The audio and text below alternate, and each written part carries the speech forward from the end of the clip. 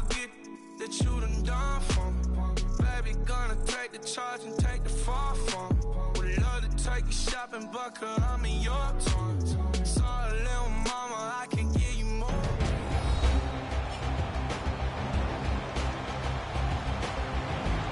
Welcome back, everyone, to the Mercedes-Benz Superdome just west of the French Quarter in New Orleans.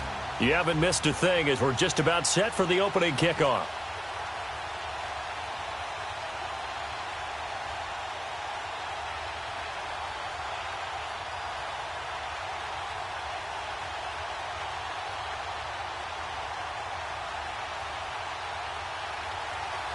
Here's Bosher to kick it away. And here's Lewis. Then he'll take this across the 25, couple extra yards up to the 27-yard line. Now the Saints offense, they get ready to go back to work here.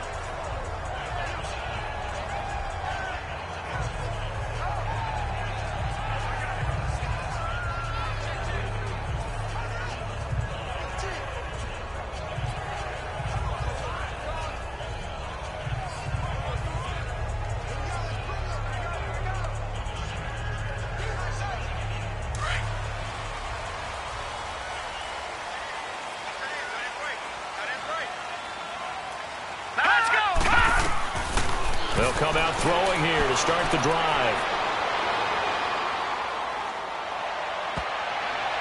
And incomplete to open things up. Cameron Meredith, the intended target. That'll bring up second down.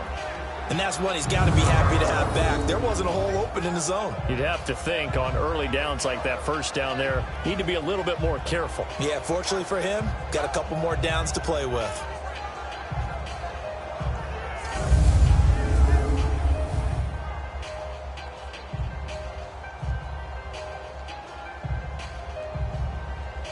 After the incomplete pass, here now is 2nd and 10.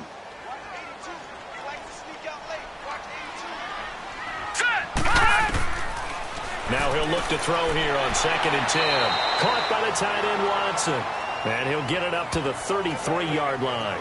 That catch good for 5. It's 3rd down. And, partner, I think that was a great example that not all tight ends are created equal. Because everything was right. Got the completion, but he's not one of the more dynamic guys in the league. So even though he caught it, couldn't turn it into much more. Third play here, this opening drive, as they're up against a 3rd and 5.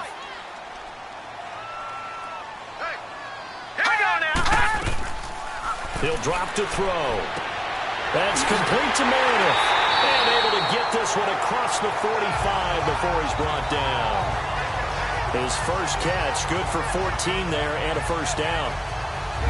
Nice catch right there. Brings to mind the sentence, when in doubt, find your veterans. He used to laugh back in the day when they would call guys like him crafty veterans. You get up in your 30s, you're still playing receiver, but you're around that long at that position, you're doing something right. Just remember this, when he was young, he thought the crafty veteran was simply a guy who couldn't run anymore. Now he understands a little bit better.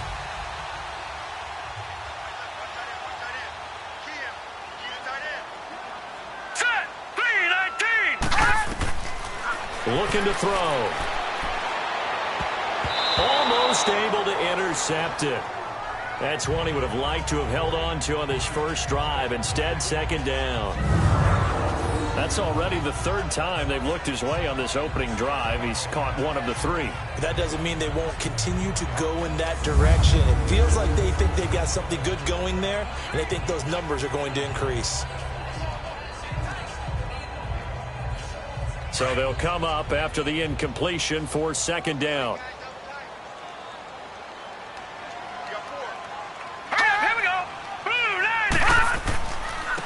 They'll run for the first time with Mark Ingram. And he'll do a nice job here just to fight his way back to the line of scrimmage. Call it no gain on the run there, and now they'll be looking at a 3rd down. Well, at least he was able to break that initial contact, or it could have been a loss. Yeah, give credit to the defensive player, though. What did he do? Made him slow down, slow up his feet, and allowed the rest of the guys to get there to finish him off. All right, here we go. Green, 39. They'll set up to throw. Trying to lay one up deep. And incomplete. The contact made the ball roam free and brings up 4th down. Well, that certainly looked like something that they discussed all week in practice getting ready for this one. Take the big shot right out of the gate. At worst, you'll open up the defense a little bit, loosen them up, have them back on their heels. Here's Thomas Morstead on now to punt it away on 4th down. Justin Hardy deep for Atlanta.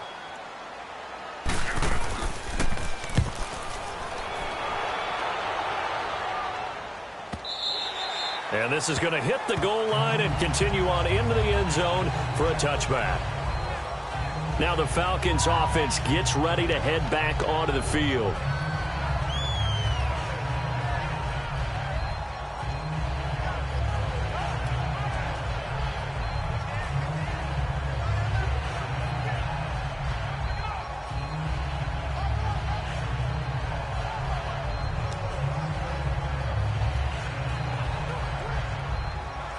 Ryan of the Falcons now come up 1st and 10 at their own 20-yard line.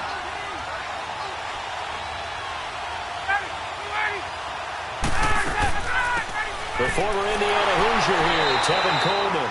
And nothing doing. He's immediately taken down at the line of scrimmage. No gain on the play there. 2nd down. Doubling this guy has to be a priority before moving up to the next level because the big fella, he just ate that one. In fact, before the game, he was talking to us, and he's like, hey, these pants make me look fat? And we said, nah, man, you're just a whole lot of guy. He is well over 300 pounds. He's a big man. He completes it to Julio Jones. And all the way down to the 40-yard line. A big play there, Ryan to Jones, and even 40 yards. Well, partner, I'm not sure how this drive's going to end, but how about the way they flip field position there? A nice attacking play that picked up a heck of a chunk of yardage.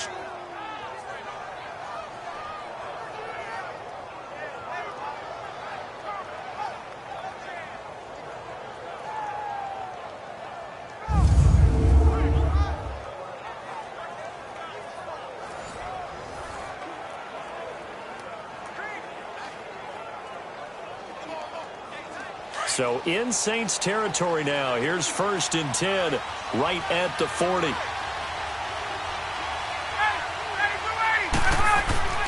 Now a play fake here on 1st down. And the Saints pressure gets him. Brought down for a sack. Alex Okafor in there to drop him. And it'll be a loss of about 8. Well, they go play fake. The problem is nobody was faked out. And when no one's faked out, what's the end result? Quarterback gets hit.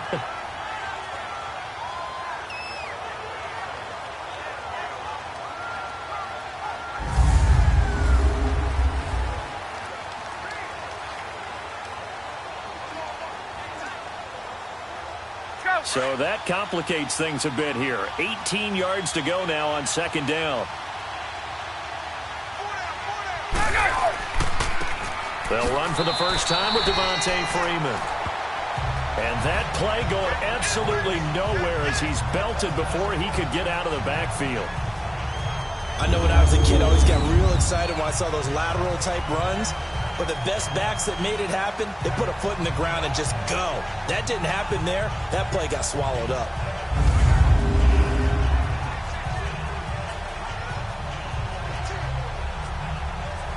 First and 2nd down were a disaster. Both went backwards. Now it's 3rd and 18. They need something big. From the gun, it's Ryan. And he'll slide down to avoid the contact. It'll be a pickup of only a yard, and that's going to bring up a 4th down.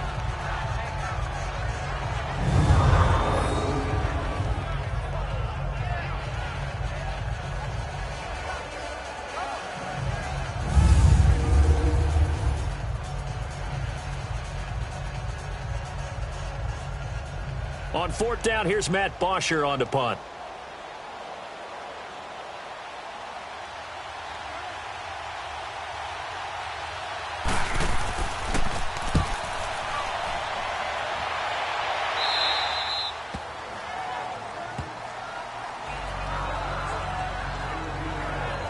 Back out onto the field now comes the New Orleans offense. The last couple of drives have ended in punts. Maybe the crowd minds that, but you're a defensive guy. You're okay with a couple of punt drives. Listen, I'm the guy that loves a 0-0 pitch game. All right, in baseball, I can handle that going into the 7th inning. I think the crowd, though, they want to see a little bit more excitement. Let's see if someone can break something free on offense and get going. Offense at a premium the last 2 drives. All right, here we go. 3-19. They'll run with Ingram here to begin the drive. And he'll get this one up to about his 14. Just a yard on the pickup there, and it'll bring up a 2nd and 9. They tried a quick hitter inside, but that one was swallowed up because what they're hoping, those big defensive linemen will take the bait and move laterally and open up a crease that they can run through. Didn't happen on that play.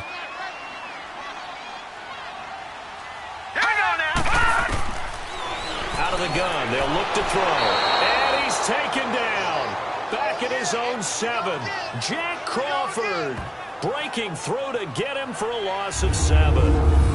Great job defensively. I think he was trying to go through his progressions, find someone to get rid of the football. Before he knew it, he was on his back. So that just brings us right back to what you said in the beginning. A great job defensively. Nowhere to go with the football. That led to the sack.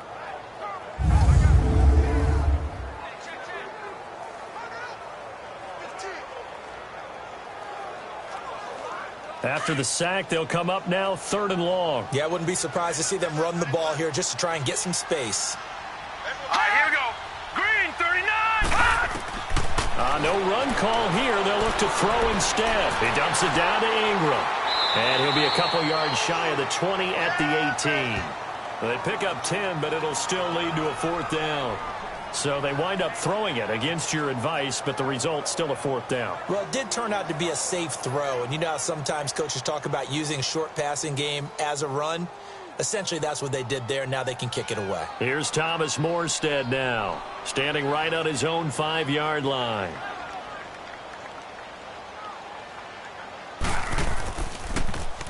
He gets this one away, and boy, it's another boomer. This is taken at the 23. Nice job bringing that one back. 14 on the return. And the Falcons will be taking over 1st and 10. Here comes the Atlanta offense now ready to take over here. And our game's hit a little bit of a lull here, a little bit of a snag. Punts on back-to-back drives. And old school coaches don't necessarily mind that. Didn't turn it over, right? Didn't create a big play for the other team. Right now what you're looking for is can you gain an advantage in field position? And that's what both teams are seeking right now. Yeah, they'll be seeking to gain that advantage here on this drive. They've got good starting field position as they come up here 1st and 10. The drive will start with a carry by Devontae Freeman. And that one blown up quickly as he's going to be stopped before he could even get started. It'll wind up being a loss of 2, and it'll be 2nd and 12. Well, you had to punt on your first drive, and on the first play of the second drive, you end up going backwards. I would dare say they need something good to happen right here, right now.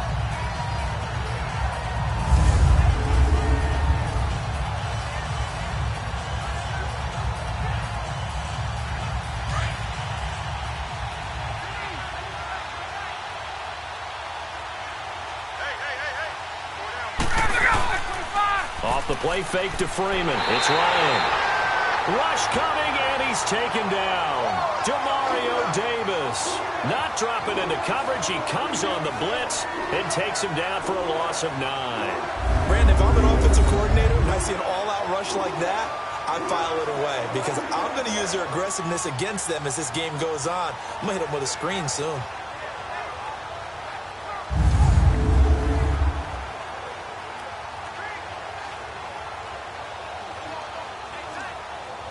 So the sack pushes him back, and now 3rd and long for Ryan and the Falcons.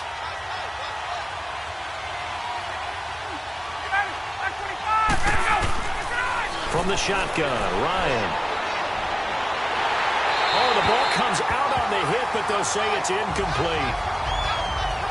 I think the punter might start to get into a pretty good rhythm here if he keeps getting opportunities. But that's the last thing his team wants to have happen, right? The last thing you want to see is your punter feeling pretty good because he's out there all the time. Yeah, first quarter only, but they're 0 for 2 on third down conversions to start this thing.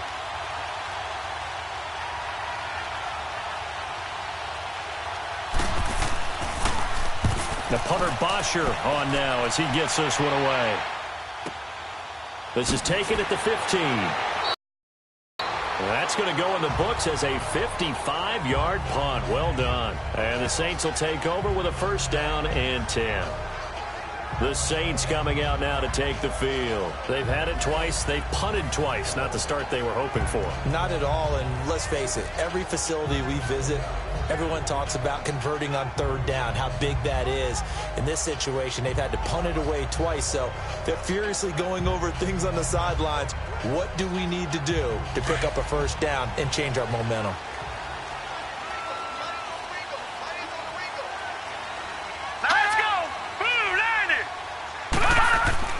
They go play action here on first down. He's going to wind up and air it out. So they took a shot on first down but couldn't connect.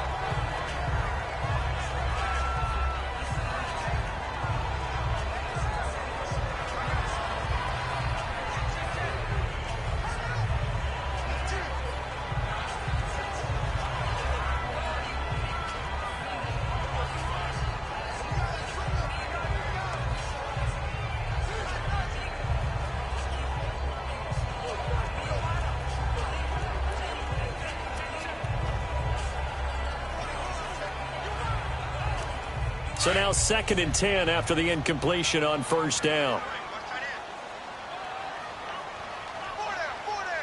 Now let's go.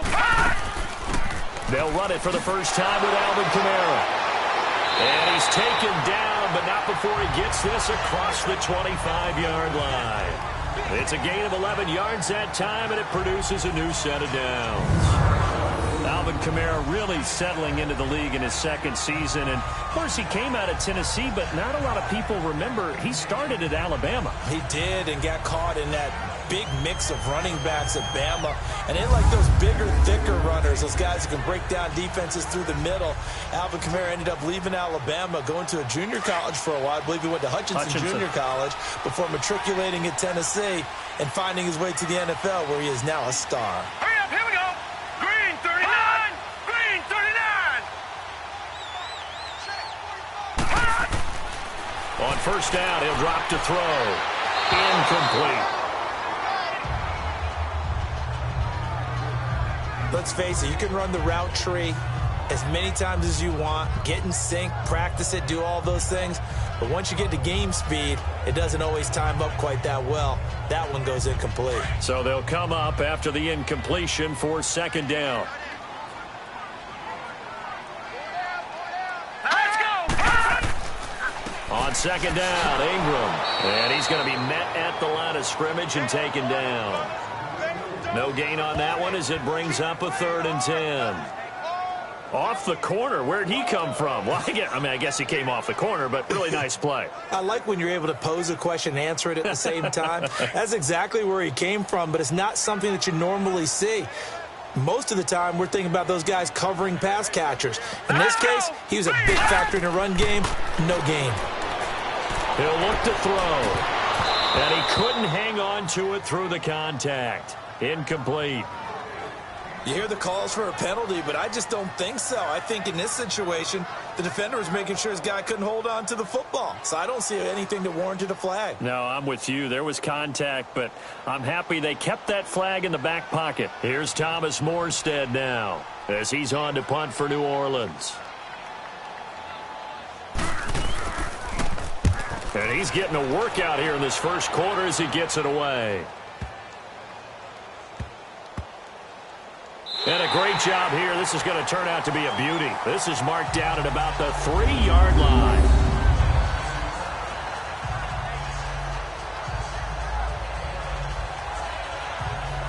And here now come the Falcons. This is their 3rd drive. Right now, maybe not about points, just about getting something. They haven't gotten a first down yet in this game. It's a mental barrier you don't think about until you go a couple of drives without getting a first down. Then all of a sudden it looms big. It gets harder and harder to actually attain that first down.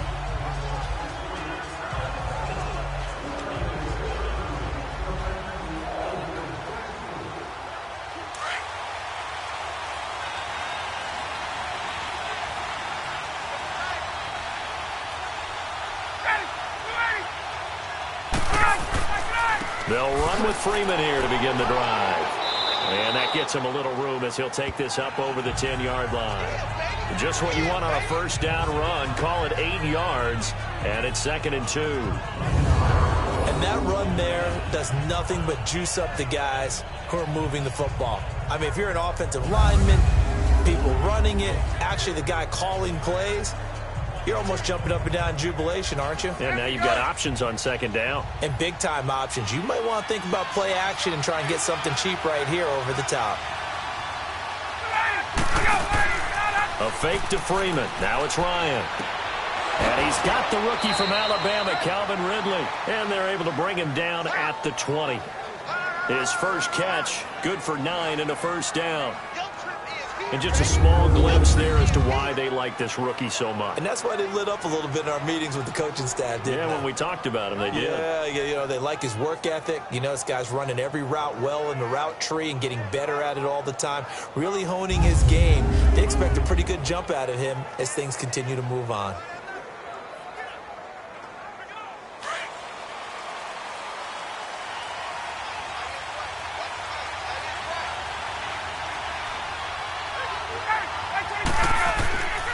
This is Freeman on 1st and 10. And he'll get only a couple up to the 22. They tried a quick hitter inside, but that one was swallowed up because what they're hoping, those big defensive linemen will take the bait and move laterally and open up a crease that they can run through. Didn't happen on that play.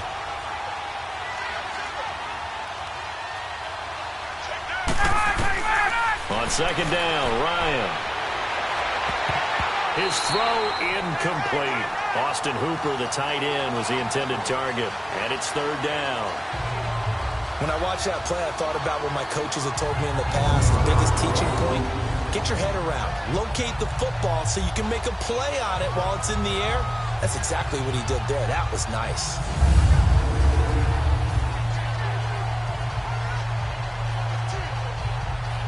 So the failure to connect on 2nd down, that leaves them staring up here at a 3rd and 8.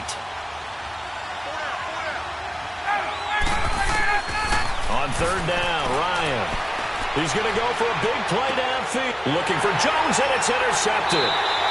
Picked off by Marshawn Lattimore. That was a really nice interception. I think it illustrates the differences between playing man and playing zone. When you're in man, all you're focused on is the receiver in front of you. But when you're in zone, you're allowed to read the quarterback's eyes and go to the ball. That's exactly what happened on that play.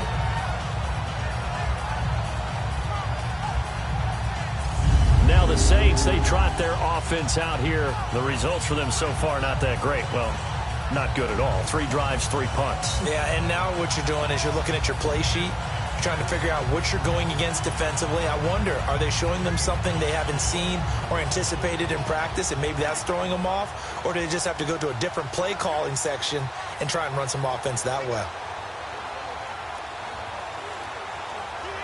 Good starting field position for them here as they come up 1st and 10.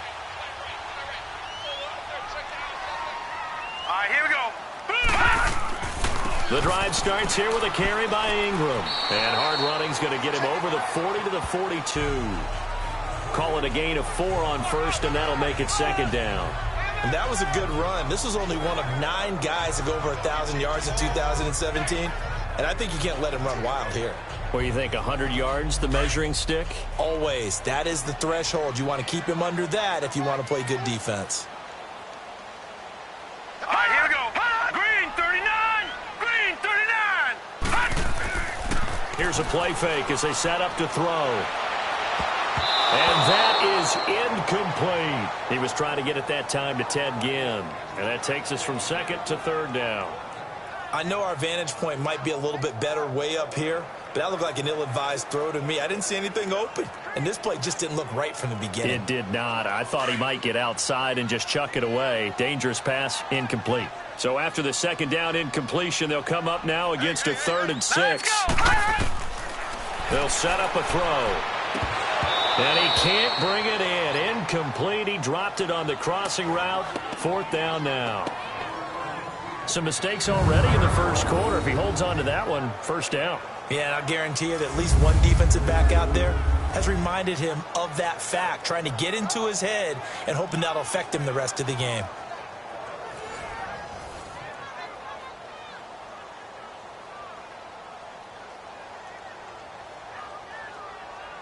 Here's Thomas Morstead now. He's been terrific so far.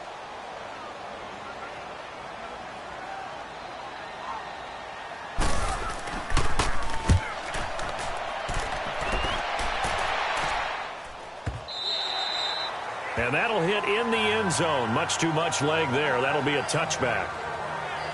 Here are the Falcons as their offense heads back onto the field. And following the interception, just any interception, are you a little bit more cautious when you start that next drive, or no, you just throw that out the window? I think you are. I don't think that there's any way you can run back out there and go, totally didn't affect me. Let's just go ahead and be loose with the football again. You're going to take care of it, but you have to be careful about being too cautious because now you can't run any offense at all. Still want to attack. We'll see how they attack them here. Ryan will bring the Falcons up now 1st and 10 at the 20. Trying to shake off the interception. He'll look to throw. And he fires one that's intercepted. Picked off by Kim Crowley. And he's going to get this one to the 23-yard line. So that's back-to-back drives where they've thrown an interception. Ordinarily, we look at the offense and say, what's going on with your scheme? Maybe we should look at the defense and just give them a whole lot of credit. They've got them frustrated right now.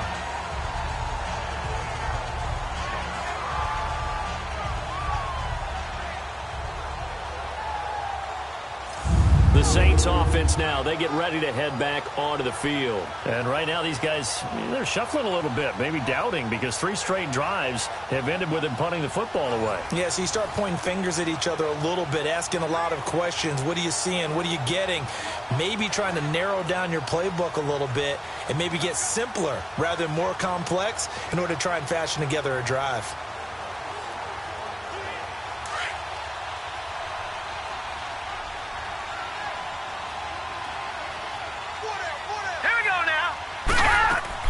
Now a first down carry. It's Kamara.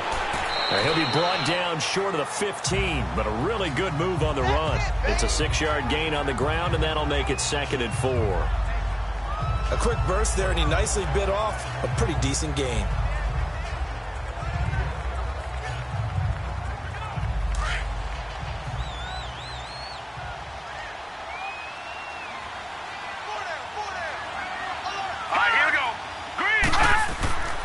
Back to the ground, this time with Ingram. And now they're inside the 10 as he's brought down at the 9. It's an 8-yard pickup, and it leads to a 1st and goal. And there we see an early burst that makes him one of the leading rushers in the league. Well, I want you to know, I listened to you yesterday when we were watching film. You said write down the word vision for him. It was on display there, wasn't it? It certainly was, because he allows the blocks to set up in front of him. And if that continues, it could be a long afternoon for those guys trying to play some defense.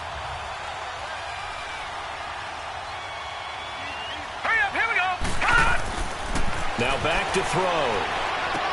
That's caught. It's Thomas. And the stop will come inside the 5 at the 4. That'll bring up 2nd and goal after the gain of 5.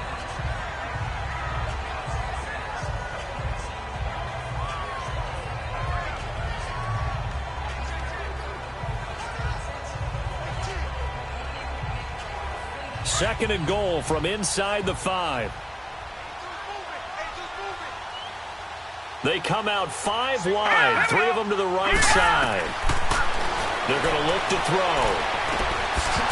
And a flag comes in as that one falls incomplete. Now let's see who this is on. Offside, defense.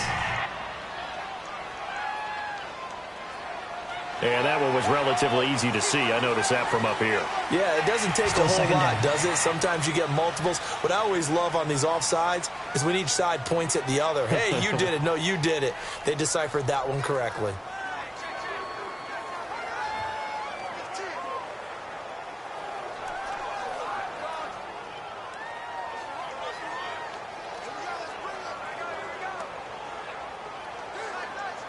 Here's another 2nd and goal, this time from half the distance closer.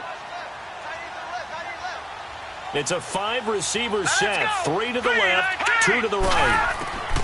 Now a shotgun snap as they'll look to throw. Got a man open. It's Thomas. It's a touchdown for New Orleans. Michael Thomas, a 2-yard touchdown grab. And the Saints have taken the early lead. A sensational one-handed grab in the end zone for the score. Looked like you at the Davis Turkey Bowl every year in the backyard in Orlando, Florida. Oh, you're so kind. That's definitely in my mind. But how about this? They always tell guys going after the ball, the receivers especially, you got to have a single-minded obsession to go get it. How about going up with a single hand and making that happen? I don't know if it gets much better than what we just saw there. Lutz with the extra point, and it's now a 7-0 game. A drive there of just 4 plays, and it ends with a touchdown for New Orleans.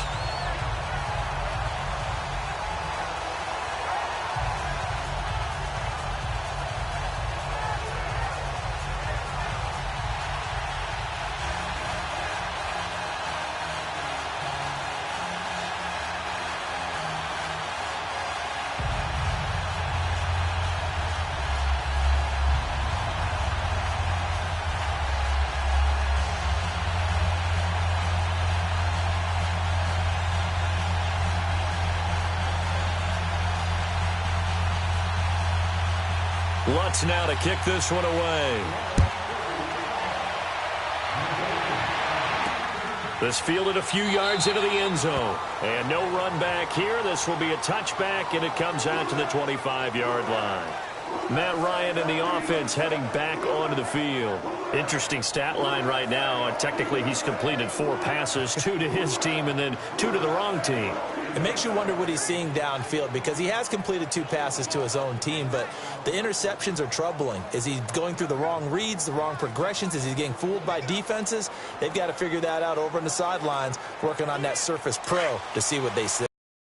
Falcons now come up 1st and 10 at their own 25-yard line. They go back to the air here after the INT on the last drive. Oh, he's got a man wide open, complete. And he'll be taken down, but not before he gets into enemy territory. He got 29 yards that time. It's a game of matchups, and that's why you take your receivers and move them around a bunch, especially your best guys. And when they work out of the slot, you often hear the coaches talk about how great it is because it gives you a 2-way go. You can break out or you can break in. That makes it hard to defend.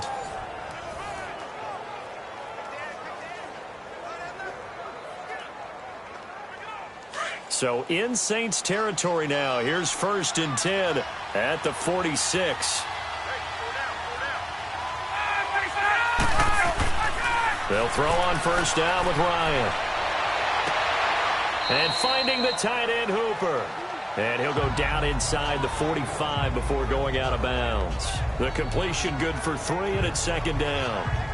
Well, they were unable to make anything really big out of that, but it's not a bad idea to find your tight end and give him an easy completion and keep moving things forward. Almost his bread and butter. It's a good running back dive play. That 1st down completion only netted him 3. 2nd and 7. On 2nd down, Freeman. And they'll be inside the 35 now at the 34-yard line. They get 9 out of that one, and as a result, the drive continues. Exactly what they needed right there, because they needed to use the ground game to take some pressure off, because the quarterback's been struggling a little bit.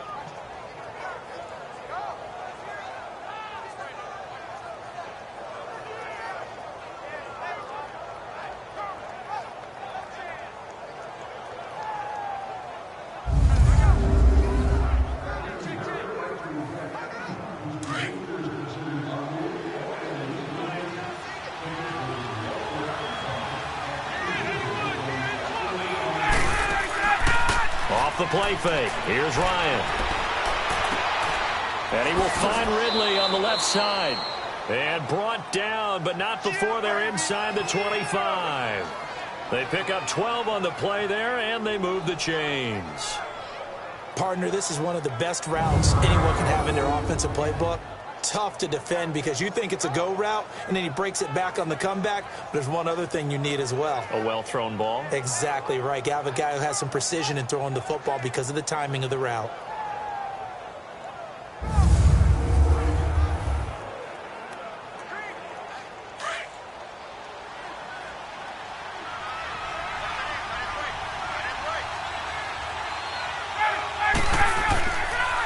Now the pitch to Freeman. And he's got 4 down inside the 20 to the 18. And that's one of the reasons you like to blitz even on rundowns. It confuses the blocking assignments and doesn't allow those offensive linemen to get up to the second level.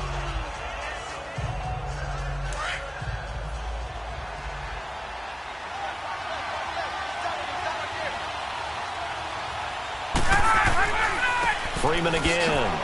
And he'll be taken down as that will take us to the end of the first quarter of play. So they'll get a little extra time to come up with his third down play as we've hit the end of quarter one. 7-0 is our score. We'll head back to New Orleans after this.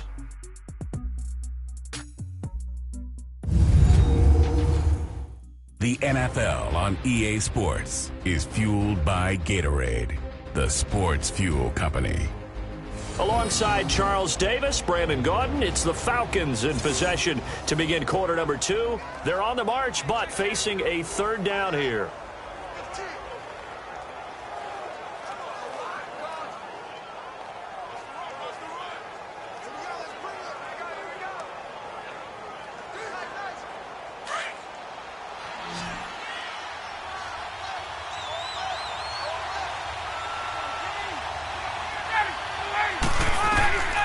Out of the gun, it's Ryan. Now he'll dump it underneath to his running back, complete. And he will be brought down at about the 6-yard line. They're able to convert on third down, and that sets up a 1st and goal. Well, this is how you shake the thoughts of that interception on the last drive. You come out and start this one 4 for 4. And watching him throw it around with that type of confidence reminds me of a guy I played with way back when who told me, I don't care if I throw 10 interceptions in a row. I'm going to stay confident, keep flinging it. I just figured there's something wrong with the football. There we go.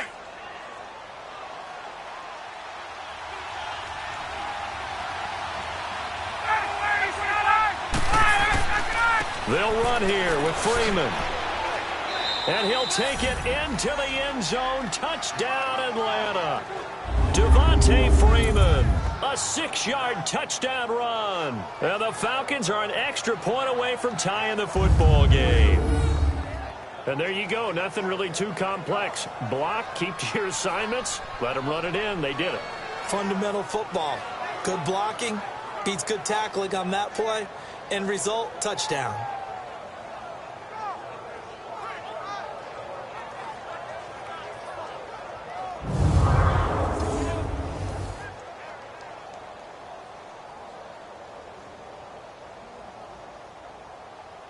Now Matt Bryant on for the point after. Bryant tacks on the extra point, and we are tied at 7. So that drive in total 8 plays, and it ends in a touchdown run from Devontae Freeman.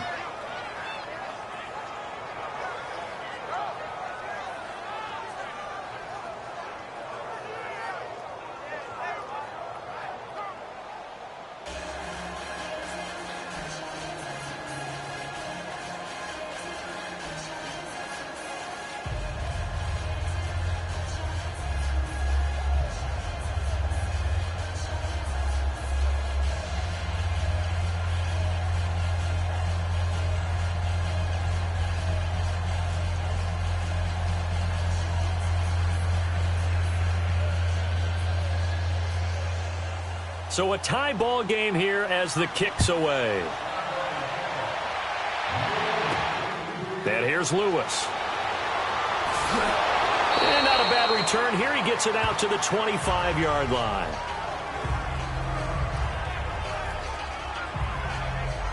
Out is the Saints offense now as they get ready to take over here. And for them, a touchdown their last go-around. Obviously, they'll be hoping to do that again. And when you start plotting for this drive, when you start thinking to yourself, okay, what are we going to do? You don't go away from what you did before because that worked, but you have to be prepared for wrinkles and counters because you know they'll make some adjustments.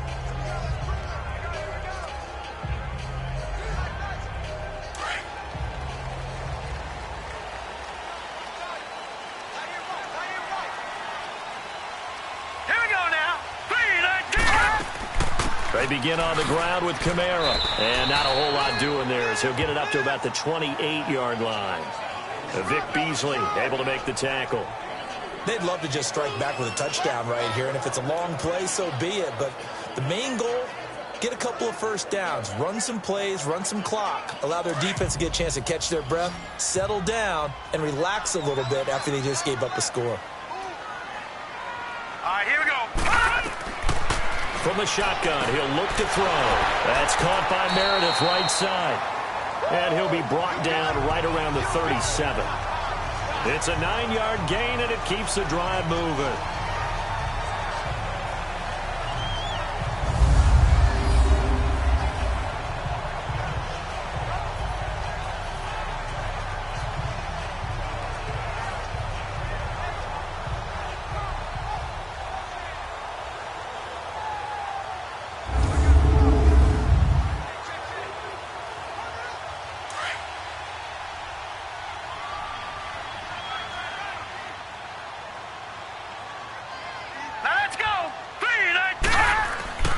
This is Ingram on 1st and 10.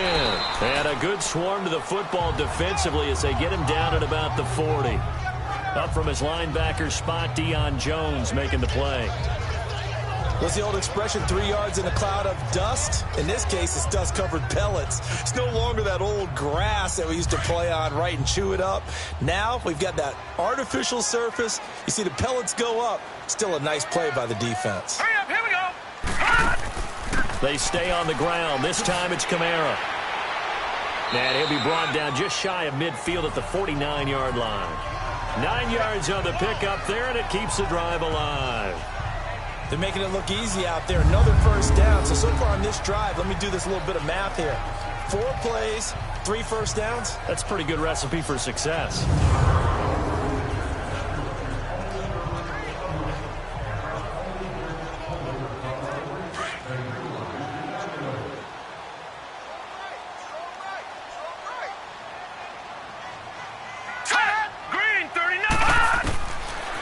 To throw now on 1st down.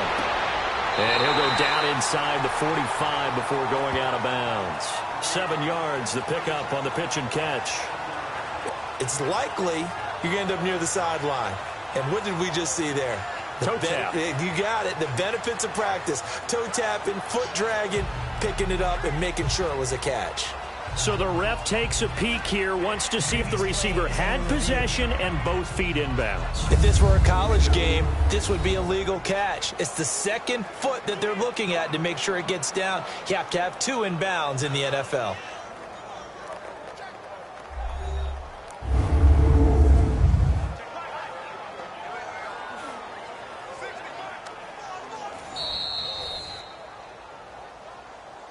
After review of the play, the ruling on the field stands. Well, he challenged the play. It did not pay off. And that means he lost a timeout in that challenge. And as a coach, you hate that. Don't know if you took the advice of the player, you threw it yourself, but it didn't go your way. At the end of the day, it all comes back to the head coach. He has the final determination on whether to actually challenge the play or not. In this case, it didn't pay off for him. And that's got to be so heartbreaking. You throw that flag, you probably feel really confident, and then all of a sudden, boom, you lose the challenge. Yeah, when you take a look at it, you're throwing that flag because you believe you're going to be right. And when it comes back the other way, you have to regroup. All right, here we go. Green. On 2nd down, Kamara. And the stop here will come at the 38-yard line. 7 yards there, good enough to move the sticks. We don't talk about it very often, but sometimes there's a dip in intensity when you start the second half, which can manifest itself in some sloppy tackling. And how about right there? He ran right through that weak tackle attempt.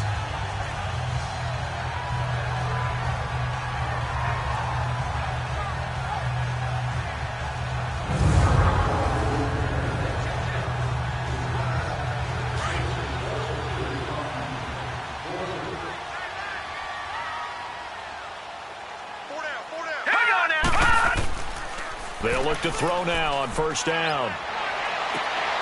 Throw left side, taken in by Meredith.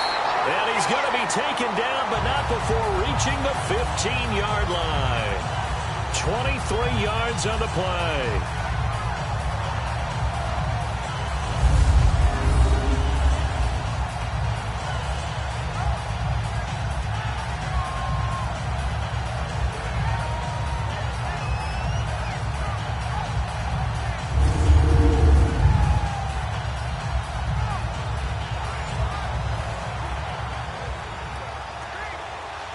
This quarterback now just 8 of 16 thus far, 50%, but it's 1st and 10.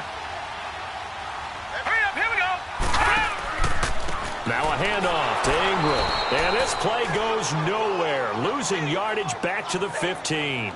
It's a loss of a yard there, and now 2nd down. Early down stuff's to put this offense in a precarious position. We know that securing the point of attack, especially against the big-bodied guys in the middle of this D, has got to be priority one.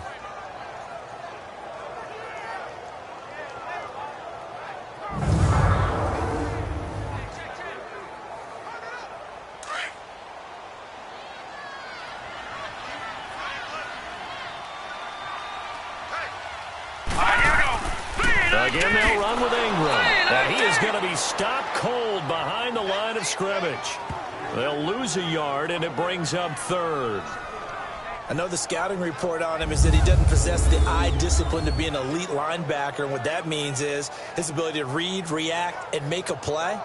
But on that one, he looked like one of those guys.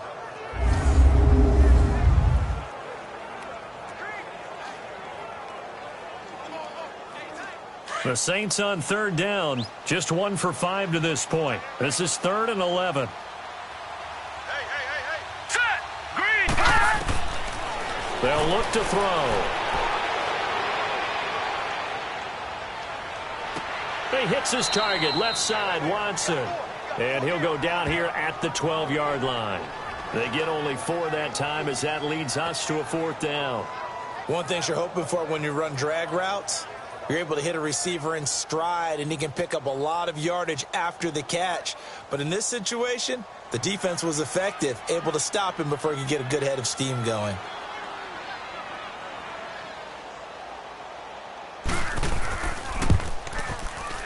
And Lutz's kick is good. And they take the lead here now at 10-7. So the field goal there caps what winds up to be an 11-play drive. Well, partner, that's a lot of offense to run there to only get 3 points. So I just wonder, are they going to recycle those plays because they were successful in getting 3? Or do you go to another section of the playbook trying to find ones that get you into the end zone and get you 6?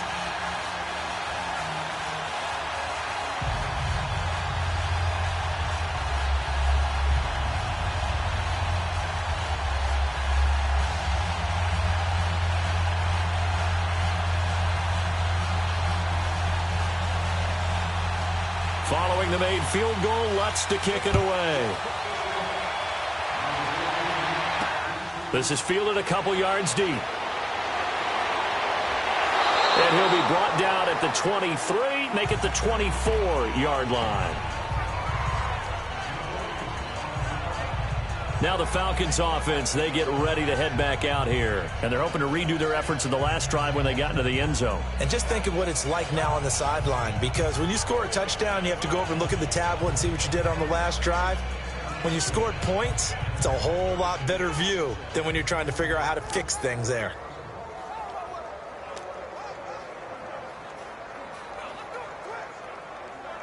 Ryan will bring the Falcons up now 1st and 10 at their own 24.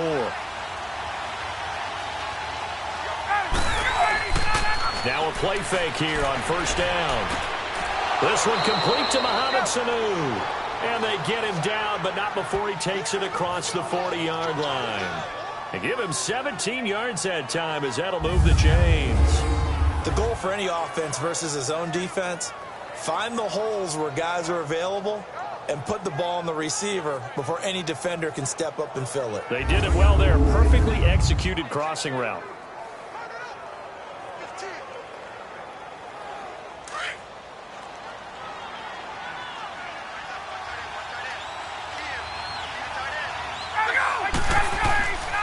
Now Ryan going to give it to Freeman. And there just continues to be nowhere to run. He's bottled up again at the line of scrimmage. In on the tackle, Alex Okafor. He did have the touchdown run earlier, but not a heck of a lot more than that throughout this game. No, not at all. In fact, I would say that this defense has done as good of a job on him as they have on any runner in recent memory.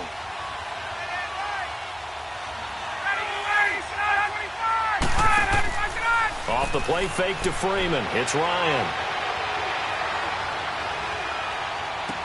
And he's got it. What a catch on the sideline. He got 29 yards that time. Let's make this one simple. What a catch, especially the finishing part of getting his feet in bounds, toe tapping, and, of course, foot dragging. A little tapestry, if you will. Oh, I like it.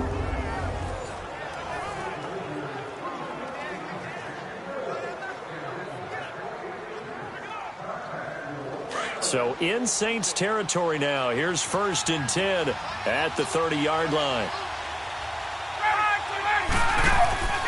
They go play action now. Ryan. And Jones has it over the middle. And inside the 20 before he's brought down. 12 more yards there and another 1st down. I think it all came together there. In-breaking route. Drove it with excellent pace. Money throw right there to move the sticks.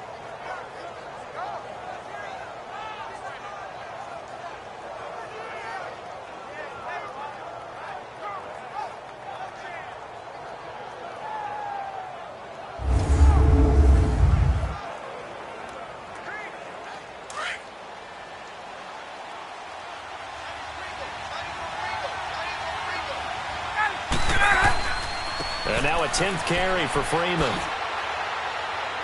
And he gets it down close to the 10-yard line. 7 yards on the pickup there, and it'll leave him with a 2nd and 3. Despite the blitz, they're still able to pick up a nice solid gain. The disadvantage of blitzing often alters the normal spacing and run fits and leaves creases like they were able to exploit right there.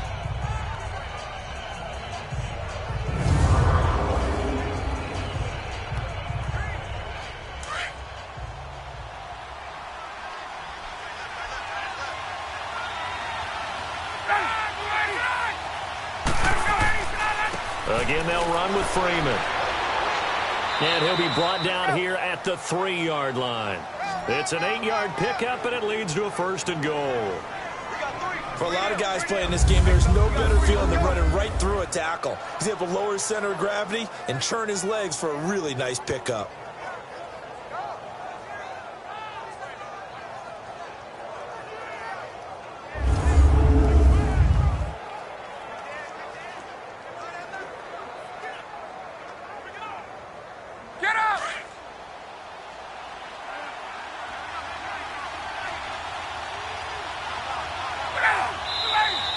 Now flags come flying in. One of the Falcons moved early.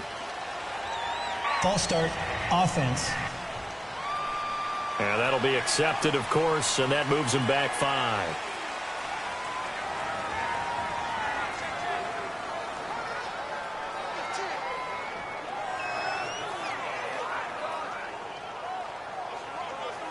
From back at the 8 now after the false start, another try at 1st and goal.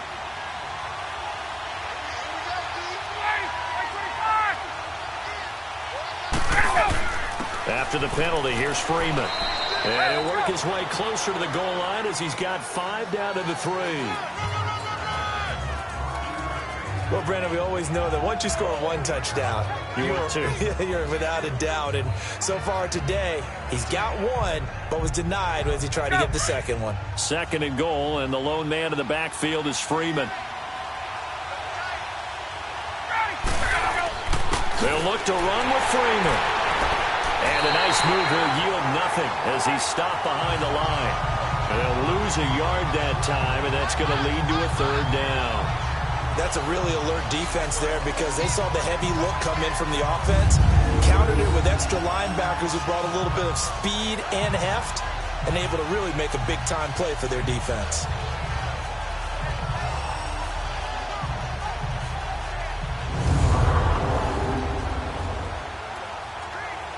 The crowd here in the Dome making things difficult. 3rd and goal.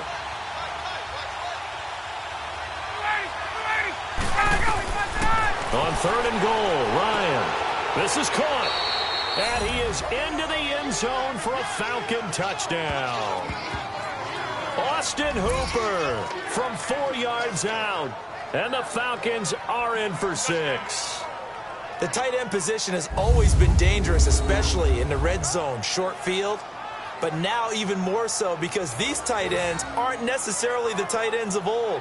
They're the rocked-up wide receivers who have a little bit more speed. Way harder to cover than before.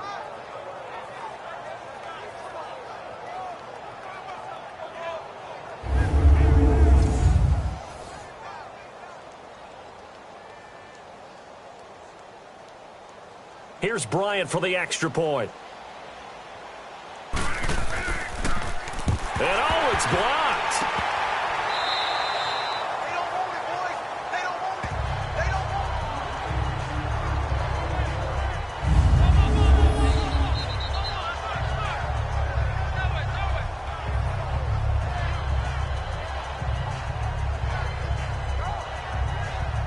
A good drive that time as they go 9 plays in all. And the Falcons score to cap it off.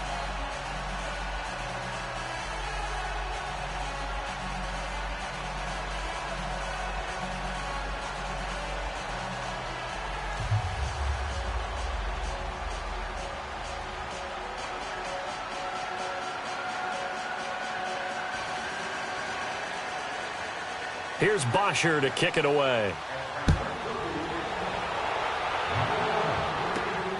And here's Lewis. And he'll take this across the 25. Couple extra yards up to the 27-yard line. Now we get a peek at the captain of this offense heading back out there. Been a decent start for him here in this first half, but bottom line, his team's losing. They got to fix something. And it starts with him. He has to keep that little quarterback strut going right now to make sure that his team sees him as confident. Continue to try and up his game, but just let him know, hey, if I'm around, if I'm the one calling signals and throwing the football, just follow me, we'll get there. Sometimes that will do more to elevate a team than anything else. See if he has that confidence. A handoff. It's Mark Ingram. And he's going to lose yards. They take him down at the 26. That's going to go as a loss of a yard, and it'll be 2nd down. What an advantage having an elite guy in the middle of the defensive line, because not only does he take up the space and let the linebackers run free, but he can also make plays himself, as we just saw there.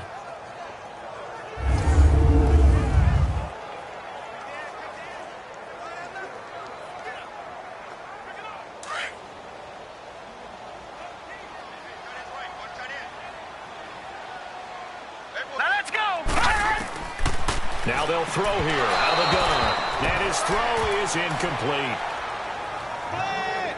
Well, not to get too overcritical there because he knows what he's doing, but his shoulders looked a little off kilter there when he threw that. I don't think you're being overly critical there. You're just analyzing it, and he gets those shoulders right. That pass will go from incomplete to complete. The Saints on 3rd down. They've had their troubles. Just 1 for 6. This is 3rd and 11.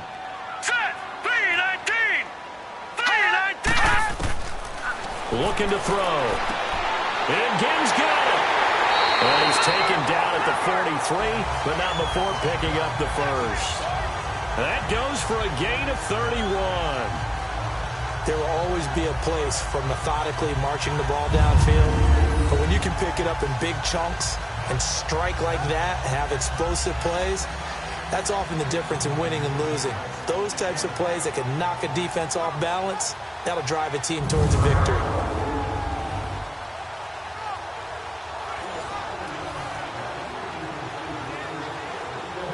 From Falcon territory now, here's 1st and 10 at the 43. All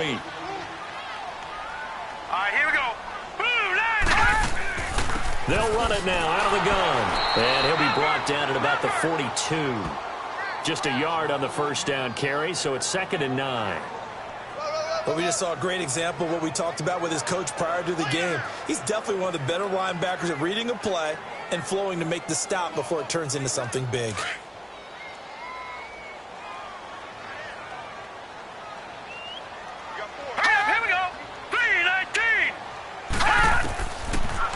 gun. They'll look to throw. And Watson has it right side. And here he'll be brought down a little shy of the 35 at the 36. The reception good for 7. It's third down. Let's not quibble about the gain there on second down. That was a positive play because that was a take-what-you-can-get situation. Got out to the tight end. Now it gives them a much better opportunity to convert on third down. The Saints on third down, lacking much success, just 2 for 7 to this point. Here it's 3rd and 3. Here we go. They'll try to run for the first with Ingram. And he'll lose yardage on the play back at the 37-yard line. A loss of a yard, and it brings up 4th. He came out ready to play. That's 3 tackles for a loss, Charles. We're only in the second quarter. And that's problematic for the guys trying to run offense because that means he's got a pretty good idea of what they're doing and is actually beating them to the point of attack and making those plays. You might have to think about some misdirection or something to try and get him away from the ball. So out comes a field goal team now for the second time here today. This from 54 yards away. And did he have enough? He did. He kept it on line and managed to tuck it into the bottom right corner. And that's going to tie us at 13. These kickers now, it used to be that a 50-plus yarder was cause for celebration. Now seemingly automatic. Yeah, isn't it funny when we prepare for a game, when you look at the backgrounds of these kickers, it's interesting, isn't it, to find out they were all-state quarterbacks, receivers, defensive backs, all-state wrestlers, right? Baseball players. We're finding athletes all along, and now they're just specialists putting it through the posts.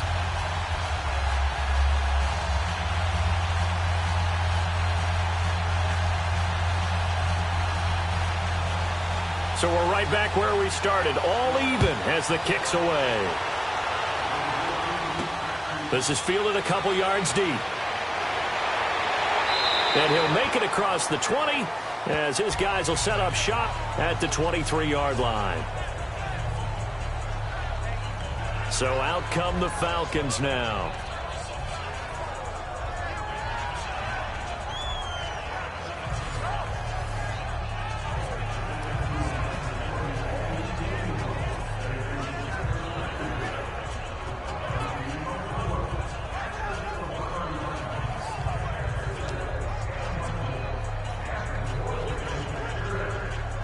Ryan and the Falcons now come up 1st and 10 at their own 23.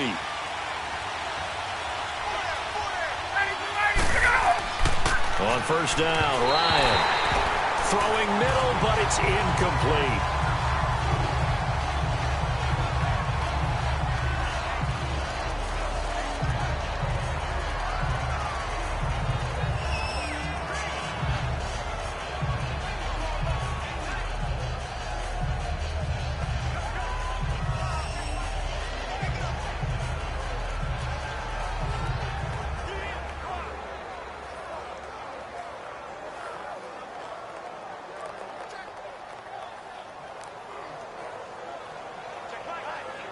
So after the incompletion on first, now 2nd and 10.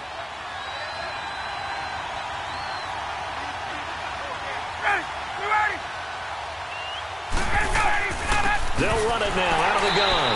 And he is met in his tracks behind the line of scrimmage. He lost 2 there, and it's 3rd down. Anytime you call an inside running play, you just know there should be a lot of congestion there. You're counting on your offensive line to take control of the line of scrimmage. That didn't happen in this case, and that play got bottled up.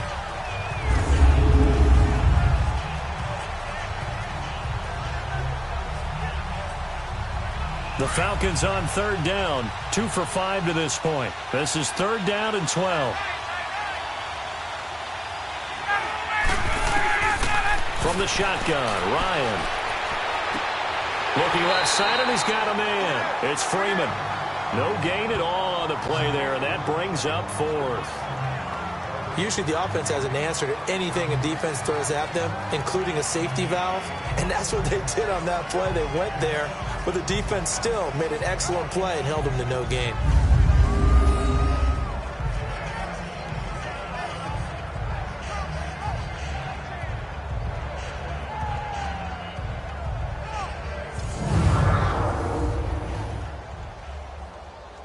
Here's Matt Bosher now as he's on to punt for Atlanta.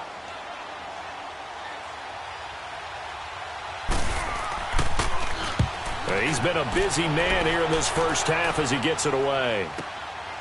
And we'll see what he can do on the return. Well, he wasn't too far from breaking that. Officially, give him 15. And possession will switch hands, 1st and 10. And now the Saints get set to trot out there. And fortunate to get points on the board last time. They had to hit a really long field goal to do so. The kickers in today's game are so good and so skilled and hit from distances that we almost start to take them for granted. And we can't do that. That's a long field goal that they got 3 points out of. They've got to feel good about that, and they better make sure they love him up because he's helped them out. Yeah, now we'll see if that offense can put 6 on the board here. We'll see. All right, here we go. Green 39. Green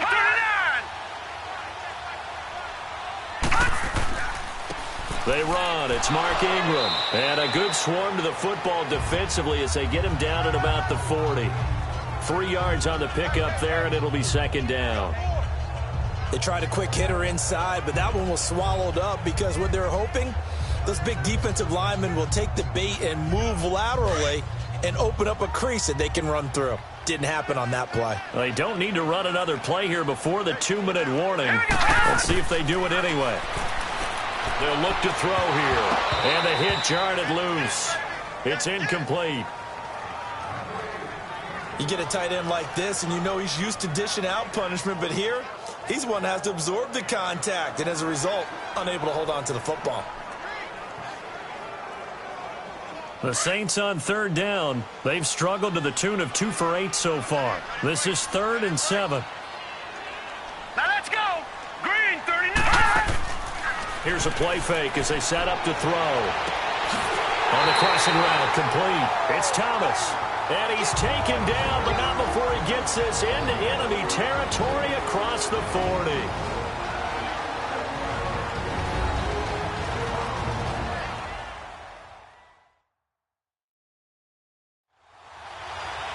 We remind you that coming up at halftime, we'll pay a visit to Jonathan Coachman. He's in Orlando, and he'll have our EA Sports halftime report. From Falcon territory now, here's 1st and 10 at the 36. Now let's go. Green 39. On 1st down, he'll drop to throw. And he's going to be out of bounds down inside the 20 at the 15. A good pickup there at 22. I do have to admit, I like it when it all comes together. When the top part, catching the football, right, whether you're catching it with your hands or cradling it, comes together with the legs, in this case the feet, doing a little toe tap to stay in bounds and complete the catch. Did a great job by our crew on the camera shot. Love when you see the grass or on the field turf, those rubber pellets flying up. Great catch.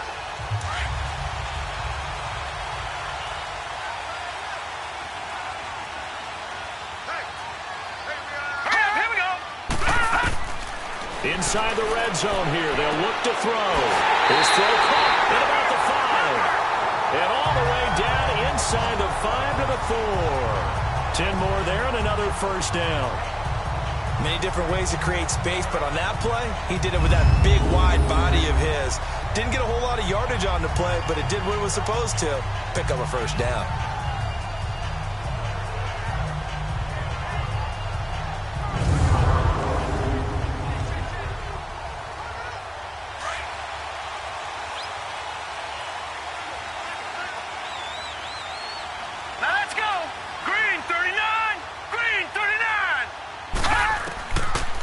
To throw again.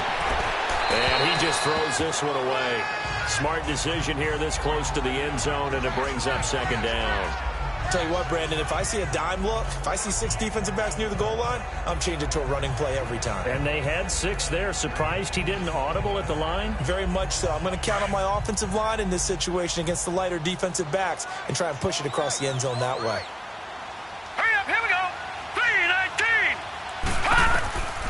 They'll set up to throw. And it's caught. That time the completion goes for 4 yards, and we're set up with a 3rd and goal. I know the halftime's approaching, but I don't think he's going to want to take a break. That's his 5th catch. Yeah, they've really been targeting the tight end.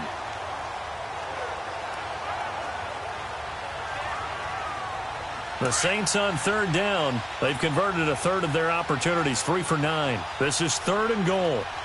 Let's go! Blue 90! He'll look to throw. Looking for Thomas. He's got him. Touchdown, New Orleans. Michael Thomas with his 2nd touchdown here in this first half. And the Saints have moved out in front. And that touchdown gives them a touchdown lead before they attempt the extra point. What a great way to end the half. Yeah, great job to put themselves in front. And now, see on the sideline, special teams defense scrambling, saying we want to preserve this for the final moments of this second quarter. Lutz will look to add the extra point.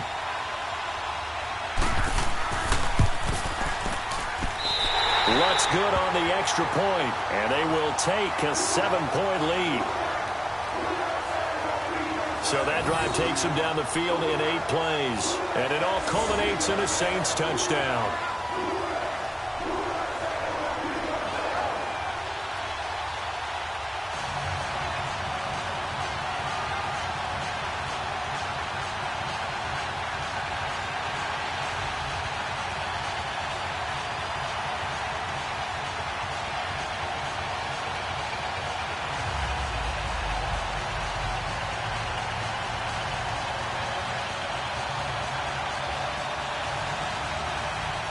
Lutz now to kick this one away. This fielded a few yards into the end zone. And no run back here. This will be a touchback, and it comes out to the 25-yard line.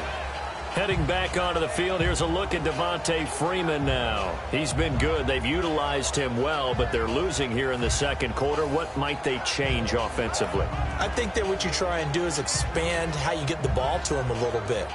Get him out in open space, maybe swing the ball to him. What's that they used to call it in the West Coast offense, the long handoff? Yeah. Serve as your running play that way, as well as continue to feed him the football. Some of these runs now may pop bigger later in the game because of the effects of running it. Sometimes people, after a while, they don't want to tackle him anymore, or they get tired, or they get out of position, or he runs through tackles. Continue to feed him the ball. He's having that kind of game. Yeah, might they get him the ball in some space in some different ways here. And now we won't see a play on first down. We're going to get a timeout instead as the clock stops here with 46 seconds remaining in the first half.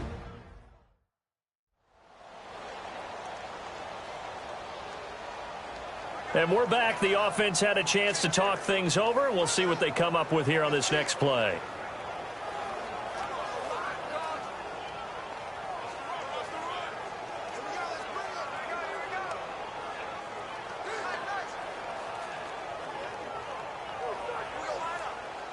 Ryan now 12 of 17 through the air as he leads his guys up on first down.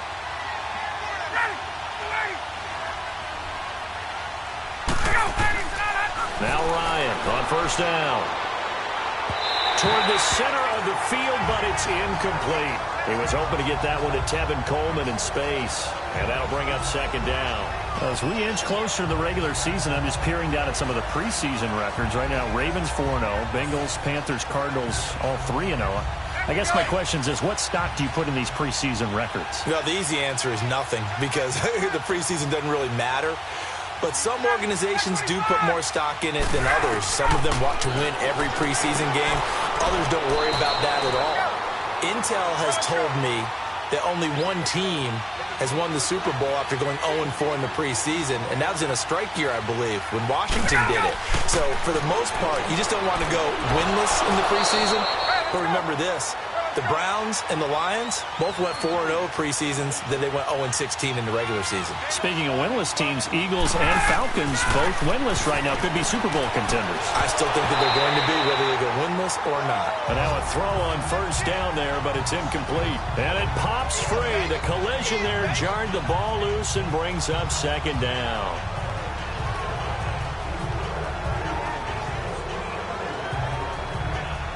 An incomplete pass on first down. That leads to a 2nd and 10.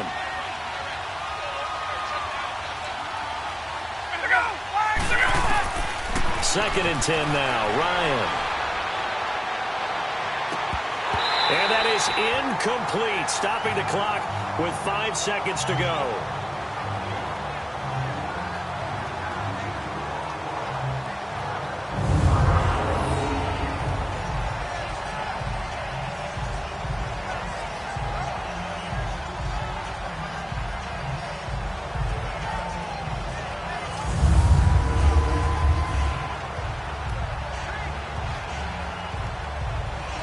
And now a long one for Matt Bryant. He's hit from 62 in his career, but that was all the way back in 2006. This to equal Matt Prater's record. It's a 64-yard attempt. And this one will not get there. It's off to the left anyway. It's no good. So it's halftime here in New Orleans with the Saints out in front. As we'll get you over to Orlando, where standing by is Jonathan Coachman. He has our EA Sports halftime report. All right, Brandon, thanks very much. Welcome, everybody, to our abbreviated version of the EA Sports Halftime Report. We want to remind you that new this year in regular season games, I'll take you around the NFL, give you stats and scores from games in progress, as well as look back at games that have already been completed. So keep an eye out for that. But for now, let's get you back out to Brandon and Charles.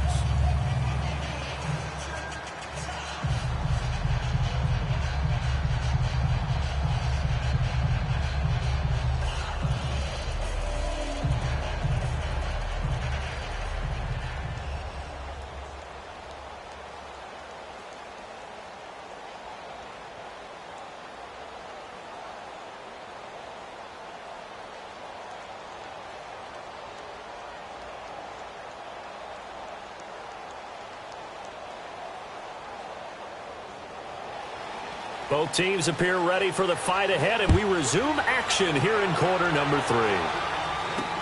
That's fielded in the end zone, and he won't return this one. He'll go down to a knee, and they'll start at the 25. Here comes the Falcon offense now as they get set to take over here. They're close game, but they're going to need to do a little bit better probably here in half 2, no? I would agree with that totally. I would guess it in the locker room. They talked about cleaning up some of the errors, but overall, I think they wanted to be positive with them. Guys, we're right there. Just not playing as well as we need to. Let's pick it up, and we still have a chance to win this game. Yeah, they do. We'll see if they can pick it up. Bryant will bring the Falcons up now 1st and 10 at their 25-yard line.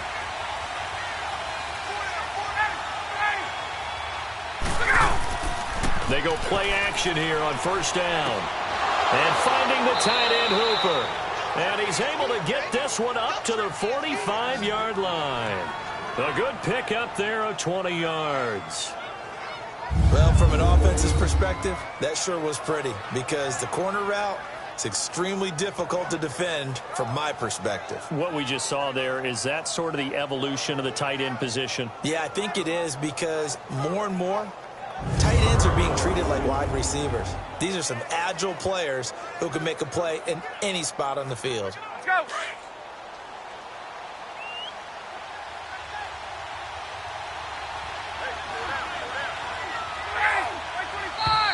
Now flags come flying in. One of the Falcons moved early. False start, offense.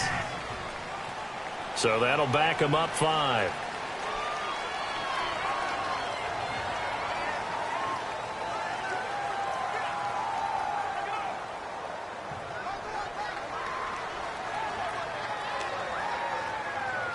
A false start backs him up 5, 1st and 15.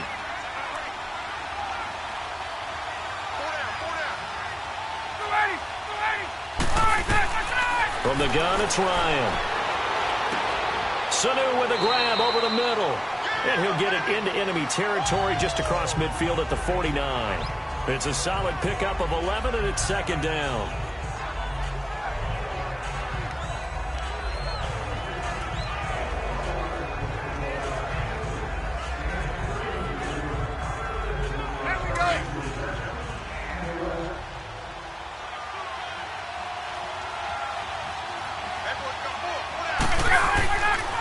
Ryan on the handoff. It's Freeman. And forget about finding a lane. He barely had time to look up before he was planted in the backfield. He'll wind up losing a yard on the play, and that'll bring up a 3rd down. It's a tough one right there. He ran right into the teeth of the blitz as the linebacker was freed up in order to stuff that one for a loss. I think quarterbacks got to see that. Got to find a way to audible into something a little more advantageous.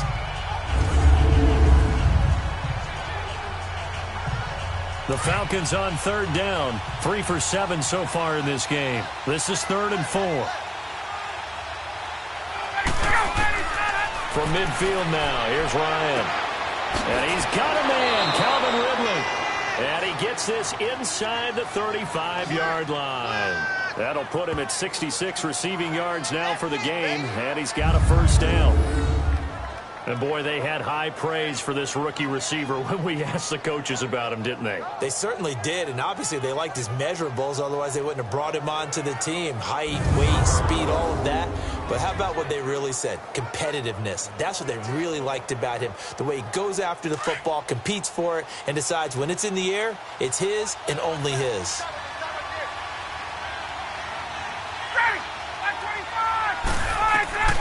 They'll throw on first down with Ryan. And that is incomplete here.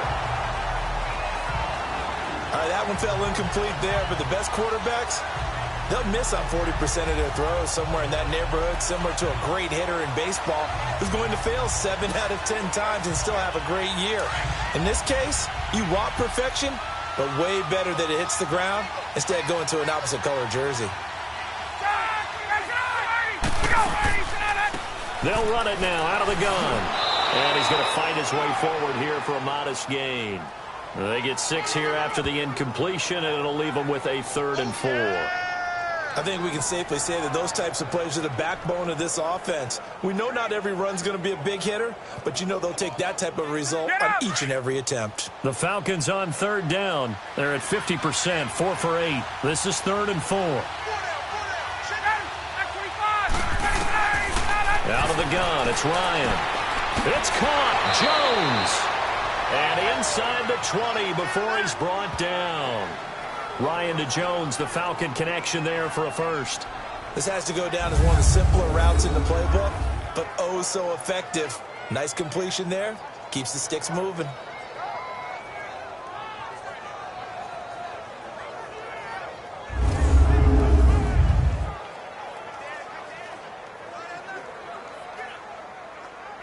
Ryan now 5 straight completions here in this second half. 1st and 10. From the red zone now, here's Ryan on first down. Throwing over the middle, and it's incomplete. Even without a ton of pressure in his face, it just shows how difficult it is to pick apart his own defense. Those guys are sitting back, and they're not playing receivers as much as they're playing the eyes of the quarterback and when he delivers the ball.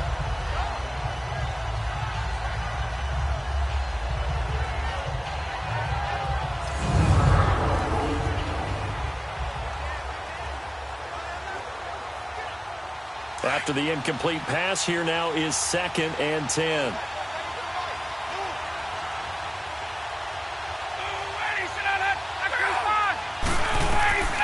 Again on 2nd and 10, it's Ryan. On the screen, this is Coleman. And he'll take it into the end zone. Touchdown, Atlanta. Tevin Coleman, an 18-yard touchdown grab. And the Falcons are an extra point away from tying the football game. There are several elements to a well-executed screen pass. This one resulted in a touchdown. It had all of those elements. Hey, you're so right, because you really need the rush to almost get to the quarterback, almost get to the passer. Then you've got to get the ball thrown perfectly, whether it's to the running back, the wide receiver, wherever the screen guy is. And, of course, the blocking has to form in front to get him downfield for the touchdown.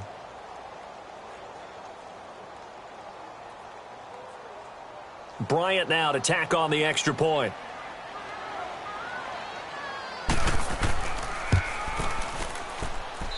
A little surprising they wouldn't go for 2, but this is up and good, and that will tie things at 20 all. So that drive, 80 yards, 9 plays. And the end result, an Atlanta touchdown.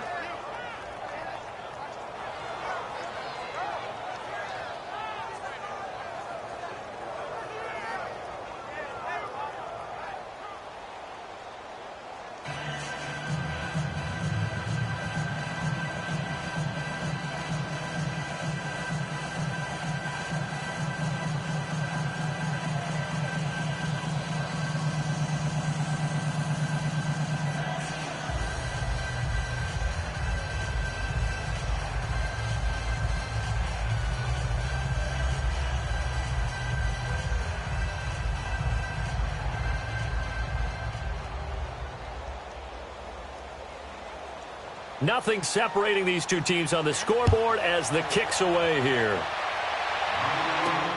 And here's Lewis. And he'll take this across the 25, a couple extra yards, up to the 27-yard line. Now we'll see what Michael Thomas and the rest of the offense has in store here. 2 touchdowns to his credit so far. Charles, I'm curious, do these wide receivers, what do they go in with each week? Is it different week to week for the goals that they personally set for themselves, do you think? I doubt that it's different from week to week. Maybe because of game plan, they know that one guy might be featured more than the other. But all in all, these guys are looking for 100 or more yards in receiving. But the biggest thing, getting into the end zone. And how about him? He's gotten there twice in this game. He has indeed. Hurry up, here we go. Green 39, green 39. They start the drive on the ground. Kamara. And it pushes way forward to about the 32. 5 yards is the tally on first down. That brings up 2nd and 5.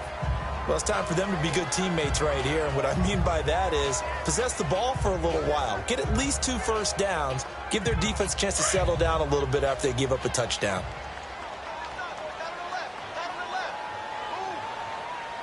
Here we go. Ingram. And this has been a familiar sight all afternoon as they stop him behind the line. They'll lose a yard, and it brings up 3rd. Sometimes with the running game, you've just got to stick with it. Look, it's the 3rd quarter, no time to panic. But that also doesn't mean you just do it the same way you've been doing it the entire ball game. Maybe change up some blocking assignments or run a few different plays, but stay with the overall essence of the running game. The Saints on 3rd down. They're right at about the league average, 40%, 4 for 10. This will be 3rd and 6. They'll look to throw. Over the middle, open is Thomas. And able to get this one across the 45 before he's brought down.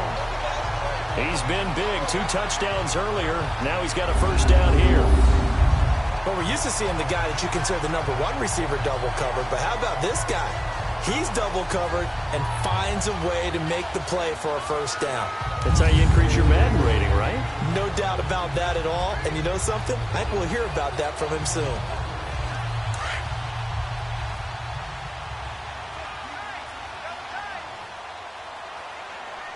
Hurry up, here we go. On the counter, Ingram. And no room to maneuver there. Give him a yard up to the 47.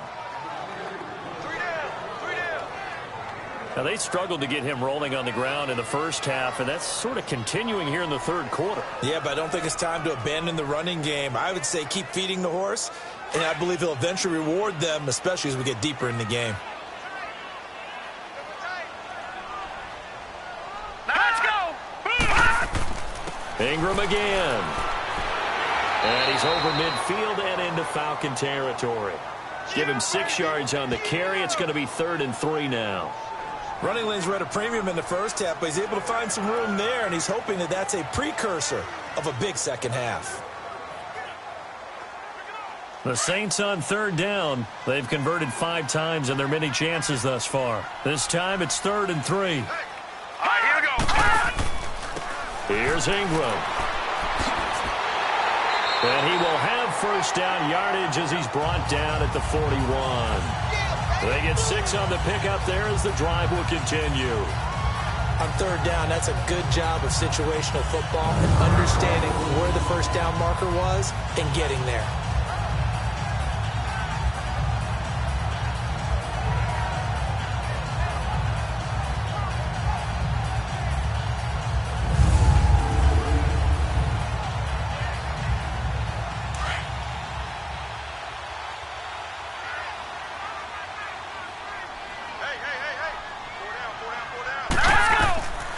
They'll set up a throw. And this is caught. I think he got that with one hand. That one goes for 24 yards. You know I'm going to lean towards the defender, right? You know I'm going to do that. I know. That's a tough situation for him as I see it.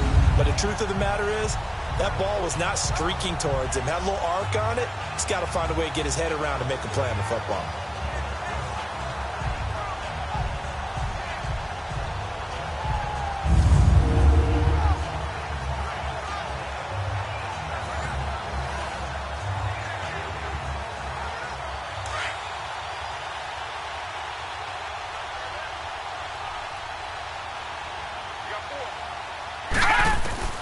From the red zone now, they'll look to throw.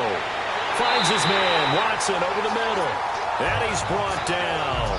17 more yards on that one as they keep the drive rolling. Partner, it's a lot of fun watching the NFL now, isn't it? Because when the big fella runs routes, it used to be when we were kids, he'd run about 3 different routes, and that was it. Now he can run anything and catch the balls we just saw there.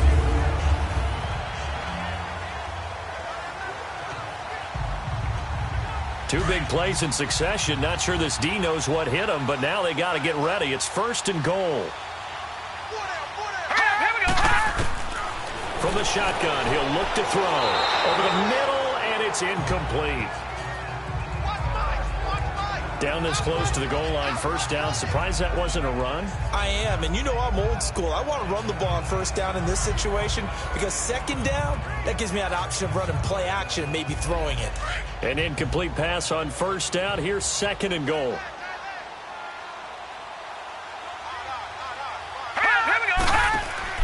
They'll run it with Kamara, and he is met quickly in the backfield. Down he goes, folded like a lawn chair. They'll wind up losing 3 yards here, and that is going to set up 3rd and goal.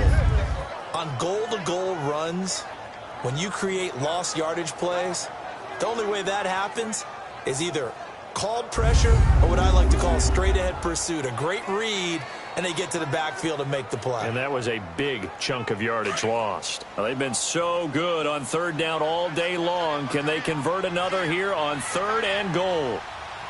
Here we go now. 3-19. Looking to throw. That is caught at the 7-yard line. They're able to hold him to 3 there, and that leads to a 4th and goal.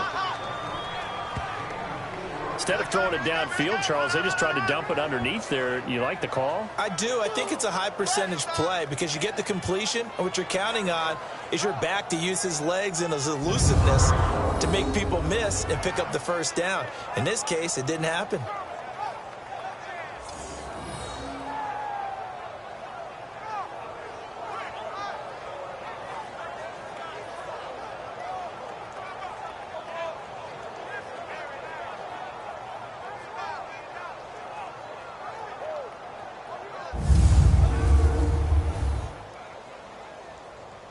So now here comes the field goal team for the 3rd time today. From the right hash at a bit of a tight angle. And Lutz puts this one through. And they have regained the lead. With his 3rd field goal now in the ball game, and they needed his leg. This last one gives him the lead. It's been a back and forth kind of a game, hasn't it? Now you got to tell your defense, guys, need you to make this stand up because we got the momentum going in the right direction, but we need you to make sure we carry it home.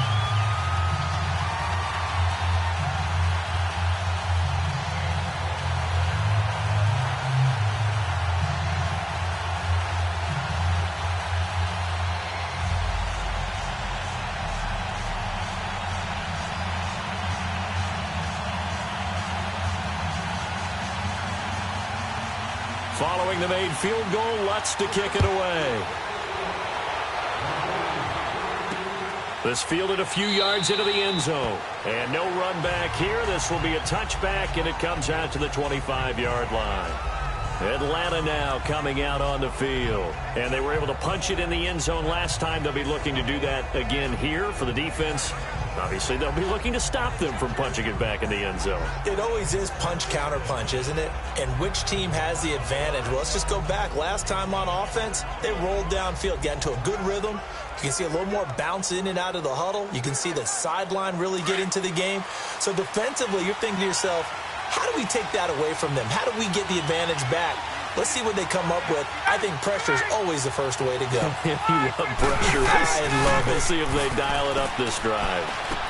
He goes underneath to Freeman. So a good spin move there before he's taken down. A nice little gain. It's a gain of 9 yards. And it'll be 2nd and about a yard to go for the 1st. Everyone's got to be able to catch the football. Doesn't matter what position you play, but if you're on offense, be aware a ball may come your way. That last catch short of the marker by just a yard leaves him with a very manageable 2nd and 1. A handoff. Devontae Freeman. And he'll lose yardage. Brought down at the 32. It's a loss of 2. Now 3rd down. I like the strategy. Extra tight ends, extra beef. They want to run the football, but that means they probably want to run it inside. If you get strung out on the perimeter, you're in peril. Yeah, we saw the result. Negative yardage.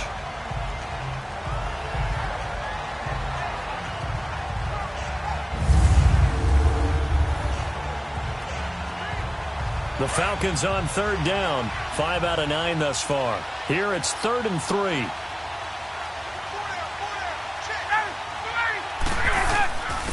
Coleman now. And he'll be limited to a short gain up to about the 34-yard line. 2 yards on the pickup there. It's 4th down. Tough first half for him, unable to put up the numbers he's used to producing. But with a guy like him, you and I both know it just takes a couple of explosive touches for him to make an impact on this game and on the stat sheet as well.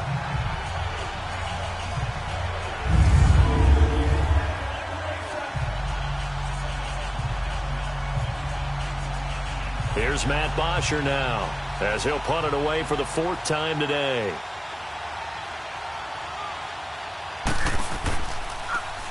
He's averaging just under 50 yards a punt as he gets this away.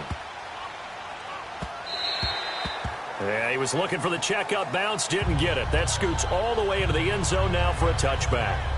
Out onto the field comes New Orleans. And last time they got 3 points, but it was a chip shot field goal. And when you go to the sideline after a chip shot field goal, maybe the offense not too happy. It's a balancing act, isn't it? Because you're exactly right. They're none too pleased that they didn't punch it in for 6 points. But they also have to remember they did put points on the board. 3 points is 3 points. And in this league, you take points when you can get them. Not easily done.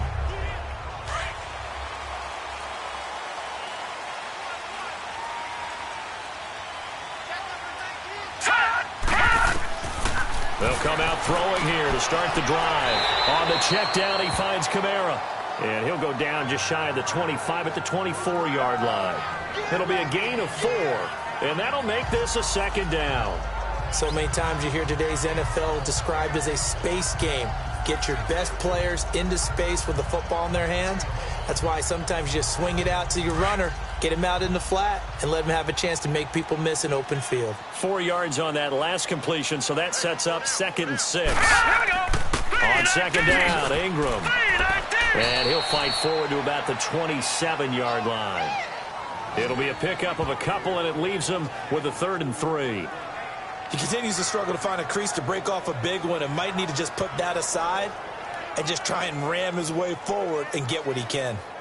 And on 3rd down, a nickel formation here defensively. Back to throw here. And incomplete. The contact made the ball roam free and brings up 4th down. Didn't have a receiver open downfield, and as it turned out, couldn't even find his outlet man because of the coverage. It was way too tight, unable to find anyone open. Here's Thomas Morstead now, as he's on for the 5th time here today.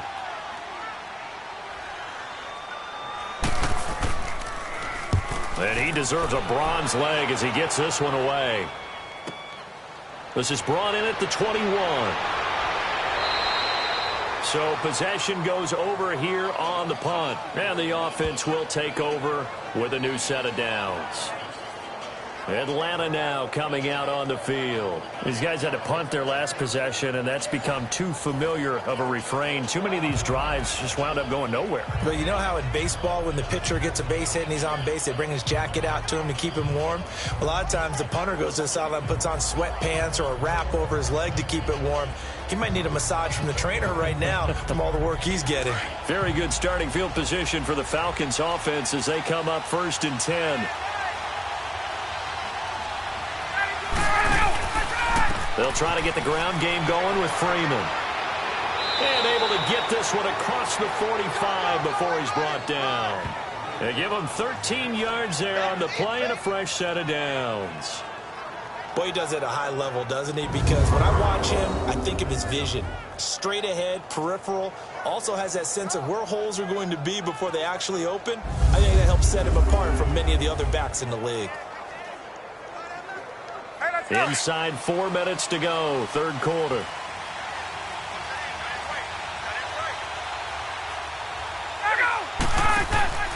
Freeman again, a first down carry. And he's going to take this across the 50 and into Saints territory. Give him 5 on the carry there, and it'll be second down. I call that play a success. A nice inside run sets up a very manageable second down. A very solid gain on that play. Here we go.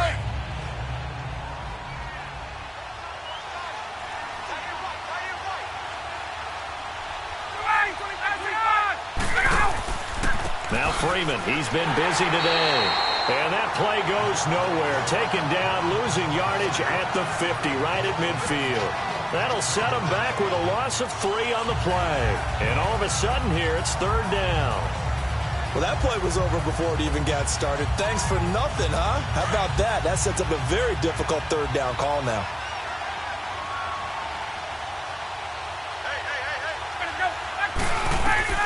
From the midfield stripe, they'll look to throw.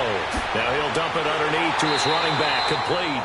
And taking it across midfield and just shy of the 40. And they get 10 yards there and convert on third. Looked like a pretty good, safe play right there. No, he's had trouble with the interceptions in this game there. Hits his guy out in the flat. Yeah, so many times we hear quarterbacks and offensive coordinators talk about in your progressions, you're either throwing the touchdown or you're throwing the check down. But earlier in the game, it was touchdown or interception. Now he got to the check down, a nice safe throw, and a good one.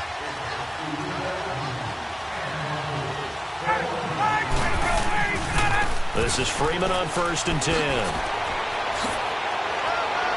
And he's going to get this inside the 30. Back-to-back nice gains. That one for 14 yards and another first. Whether it's what we call an even front or an odd front, and an odd front's real easy to figure out. If that guy is lined up over the nose of the center, typically that's an odd front defense. Odd number of people, meaning 3-4 versus the 4-3, which is got to control those guys in the middle. Whether it's the nose or the 2 defensive tackles in a 4-man front, if those guys can't get moved, you cannot run the ball in the middle of the field. And in that play, they were able to actually take care of business.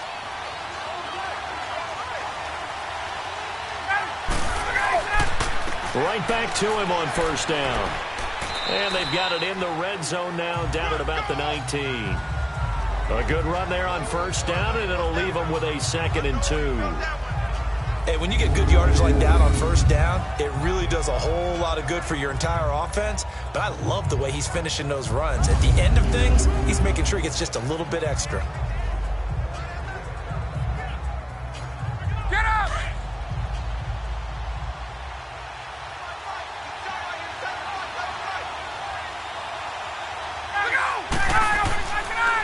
Here's Coleman. And that play going absolutely nowhere as he's belted before he could get out of the backfield. That'll wind up going for a loss of 4. And that's going to lead to a 3rd down. All right, Brandon, you know me as well as anyone. You know I don't usually advocate abandoning things during a game. But here we are in the second half. I think it's time to change things up. Let the running game go a little bit.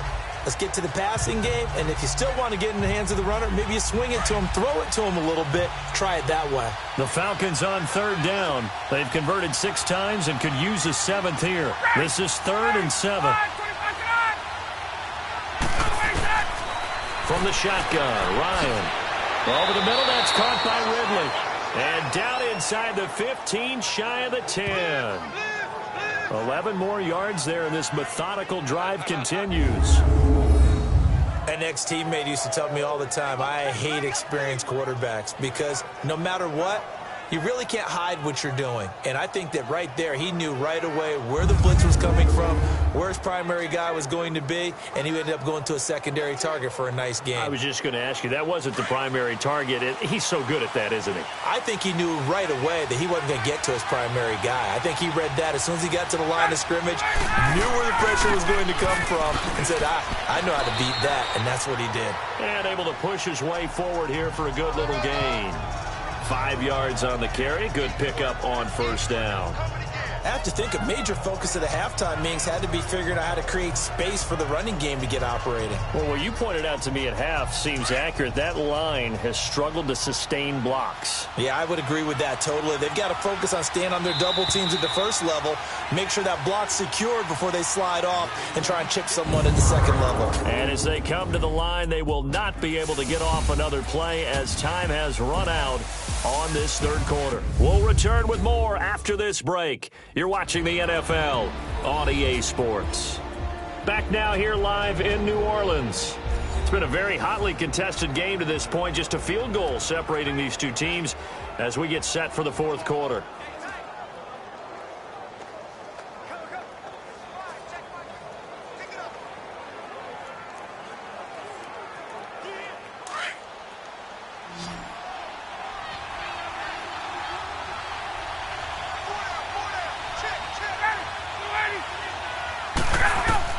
On second down, Ryan. And he just chucked that one out of bounds, out of everyone's reach. Maybe a wise call not to take a sack in this part of the field. It brings up third down. What's the old adage? Be quick, but don't hurry. Well, that went right out the window there. He was hurried, harassed. That ball had to be gotten rid of. Otherwise, he was going to get sacked. Already a pair of third down conversions for them on this drive, but right now they need 5 yards on this third down try. From the gun, Ryan. That is caught at the 7-yard line. And he is into the end zone for a Falcon touchdown. Tevin Coleman, his second touchdown of the afternoon. And the Falcons have taken the lead here in the fourth. I know we often laugh, and sometimes we even exalt the guys who are great trash talkers and give us some really funny lines.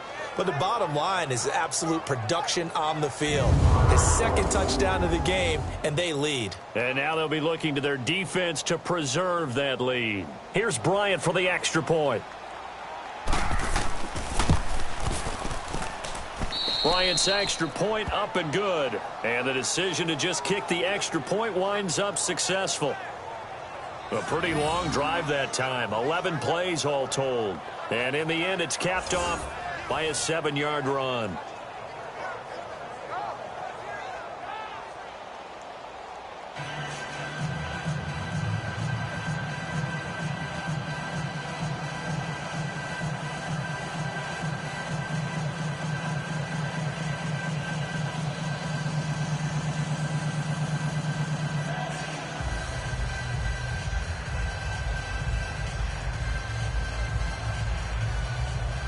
Here's Bosher to kick it away. And here's Lewis. He'll bring it back to just about the 25. Call it the 24-yard line.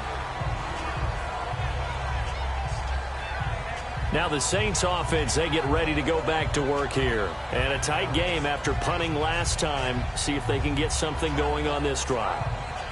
As they head to the field now, with the game this close, you've got to feel there's a sense of urgency for them going on offense right now. But they have to do it without letting panic creep in and affect their play.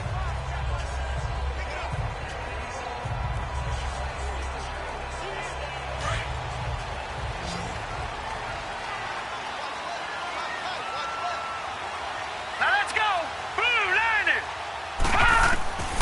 They'll come out throwing here on first down. He goes full extension, and he's got it. They give him 14 yards that time and a fresh set of downs.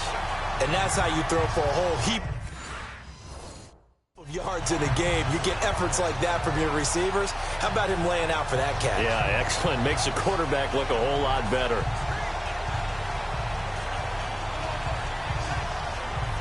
This quarterback now, a perfect 8 for 8 to start the second half. Not bad. 1st and 10. Here we go now. 3, 9, 5. They'll look to throw now on first down.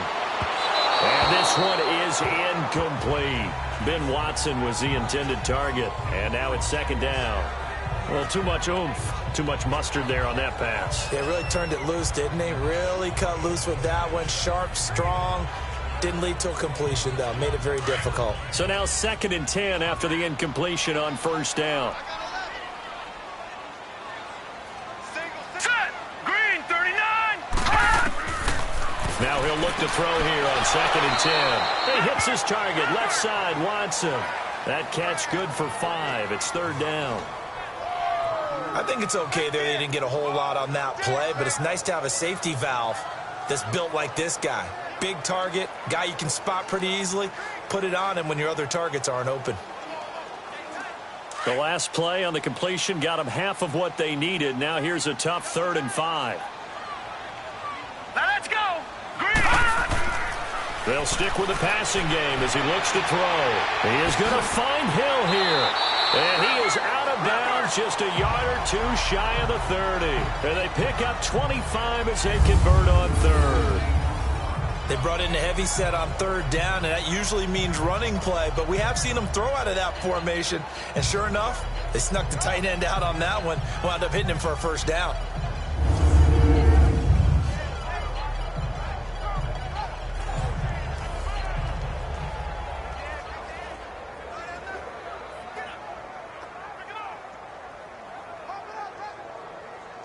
From Falcon territory now, here's 1st and 10 at the 32-yard line. All right, here we go. Blue landing. He'll look to throw. That is caught right at the 10-yard line. And they do get him down, but he's inside the 5 all the way to the 3. He got 29 yards that time. And with that last play, he's now up over that 300-yard mark. And in today's NFL, it almost feels routine. And I hate that when you talk about a 300-yard passing game. To me, 300 yards still signifies excellence, and he's achieved that in this performance.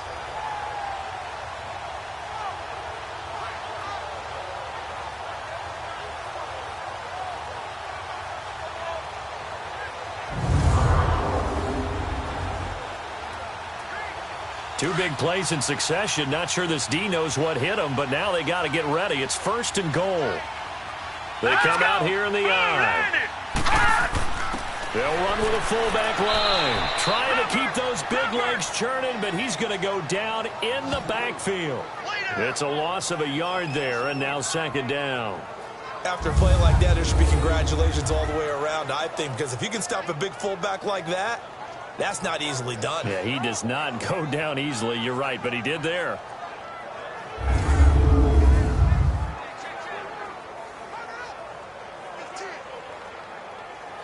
So they're backed up to the 3-yard line, 2nd and goal. Let's go. They'll look to run with Ingram. And the reinforcements come in as they're going to stop him behind the line. He lost 4 there, and it's 3rd down. You gave the stat early on that he's one of just 9 guys to go over 1,000 yards last year, and then you said they needed to bottle him up for under 100 yards. He's way under 100 yards. Bottom line, he's had virtually no success whatsoever. And because of that, among a couple other reasons, they're down on the scoreboard.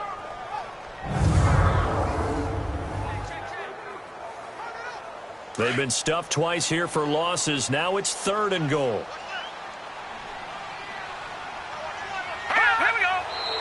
Now flags will come in. And I think this is against the Saints up front. False start, offense. And that'll set them back 5.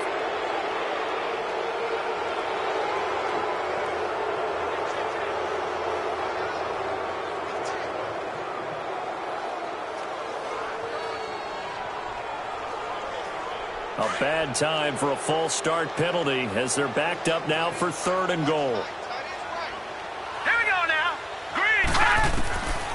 Back to throw.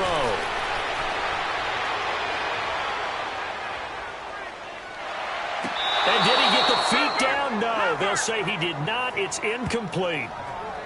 Okay, I'm not quite sure how to judge that one. Maybe didn't have enough legs underneath him. Mechanics might have been off. Maybe some fatigue. That one came up short. Yeah, 4th quarter. Maybe you do start to watch as the arm there, the leg's still there. This has been a tough game. So a challenge is upon us. I tell you, close game, 4th quarter. This is a huge decision. Oh, no doubt about that, partner. A lot has to be riding on this call. And you know it is a tight one because it has to be indisputable visual evidence in order to change it. Now here's the big question.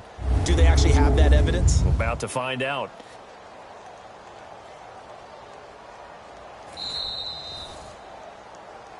After review of the play, the ruling on the field is reversed. They had to go to the monitor, get an extra look. That's what the technology is for, and this touchdown will count. Now an important extra point here to stretch this lead to a field goal.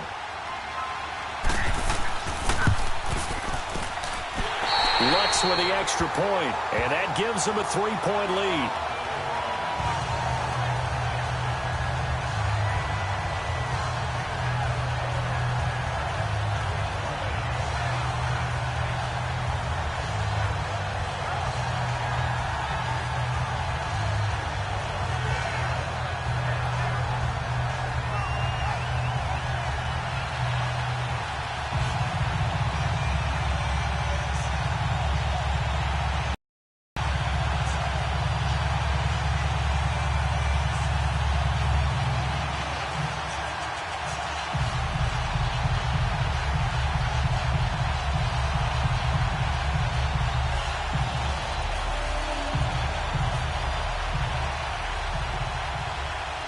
Following the made field goal, Lutz to kick it away.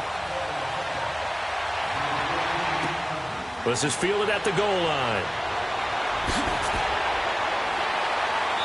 And it's a pretty good return here as he'll get it up to the 29-yard line. Atlanta now coming out on the field. And they'll just simply be looking to build off the confidence of the last time out where they scored a touchdown. And confidence is powerful, isn't it? When you've scored once, you feel like you can go back out there and get it done again. Doesn't matter what the defense throws at them. They feel like they're in a groove right now, and they want to get out there and show it. Yeah, hoping to stay in that groove here this go-around. Ryan and the Falcons now come up 1st and 10, just shy of the 30.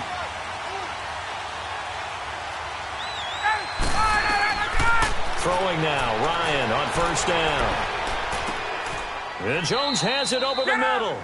And able to get this one across the 45 before he's brought down. 17 yards on the pickup there. The drive will continue. It's a 1st down. Tell you what, he's been able to put the ball in some tight spots all game long. That throw, no different. Yeah, a lot of people would call it a gutsy type of a throw. I think he looks at it as, I can do it, so it's not that big of a deal to me. I'm going to keep firing.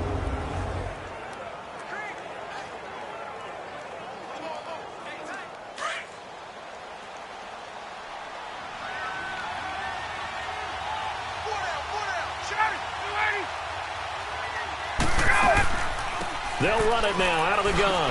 And taking it across midfield and inside the 45. Give him 10 yards on that one, and that'll earn him a fresh set of downs.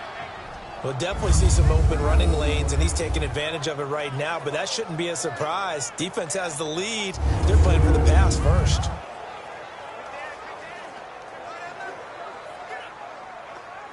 So in Saints territory now. Here's 1st and 10 at the 44-yard line. On 1st and 10, it's Ryan. And he's going to be intercepted a 3rd time. Picked off by a former first-round pick, Patrick Robinson.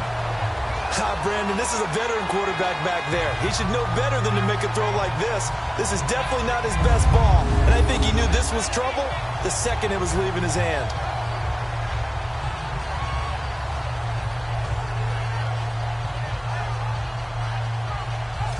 Out onto the field comes New Orleans. And that last drive, a long drive, but not just that. They had a great air attack going. Do they stick with that? I would think that they would, because if they were confident enough to do it on the last drive, starting backed up in their own territory, why would you change anything? They've got to be confident about what they're presenting and continue to do so. Yeah, because the secondary, they really looked clueless. And that was amazing because that drive went and went, no adjustments, and no big plays by the defense to knock the ball away. Here we go. Green 39. They'll run with Ingram here to begin the drive. And his rough afternoon continues. He's going nowhere again. Officially no gain on the play, and it's 2nd down. Well, Brandon, pace comes into play now because they've got the advantage. They've got the football, but they've got to be very careful about what speed they're going to play. You know, my music teacher back in New Paltz, Mrs. Bythema Bagley, used to say, don't go prestissimo when you really want to go largo. And what she meant by that is don't go too fast when you really want to go at a nice, slow, deliberate pace. I am speechless. I am without speech. He only got a couple on that one, so not a ton of help. They'll have a 3rd and 8 forthcoming. That's it. That's what you want. Straight ahead, positive gain. Just keep that clock ticking.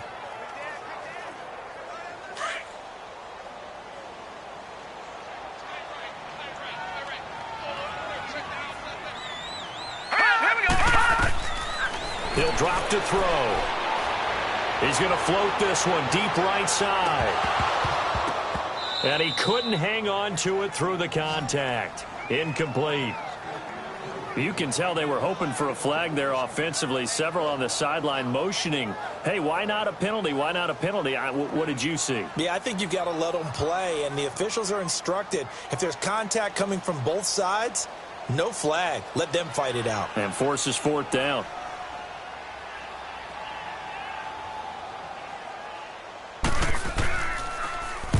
And here's Morstead now as he sends this one away.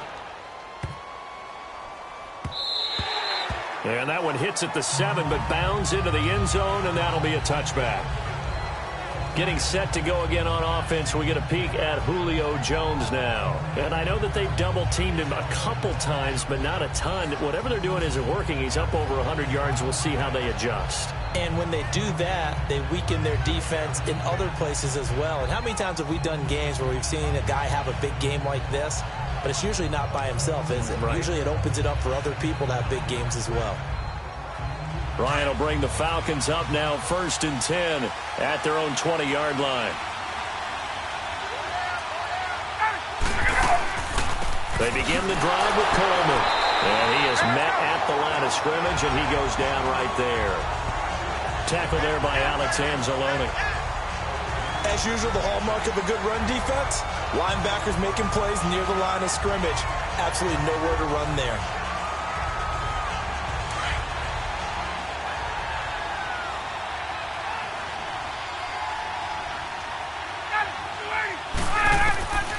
On 2nd down, here's Ryan.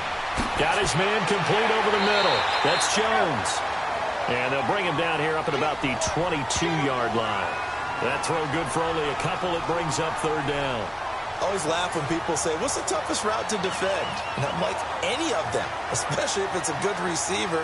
That makes things very difficult. But when you're running a drag route, something short, shallow, going through defenders, using guys almost as screens in order to get open, that makes things tough for guys trying to get to the football. On 3rd down, Ryan. He's going to air one out. Oh, he almost intercepted it. They're just forcing it into too many tough spots. That was almost a 4th pick of the game.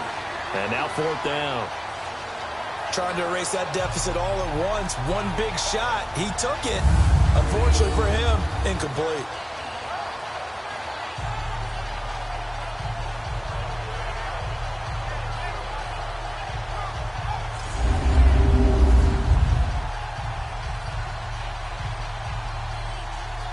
Here's Matt Bosher now as he's on to punt for Atlanta.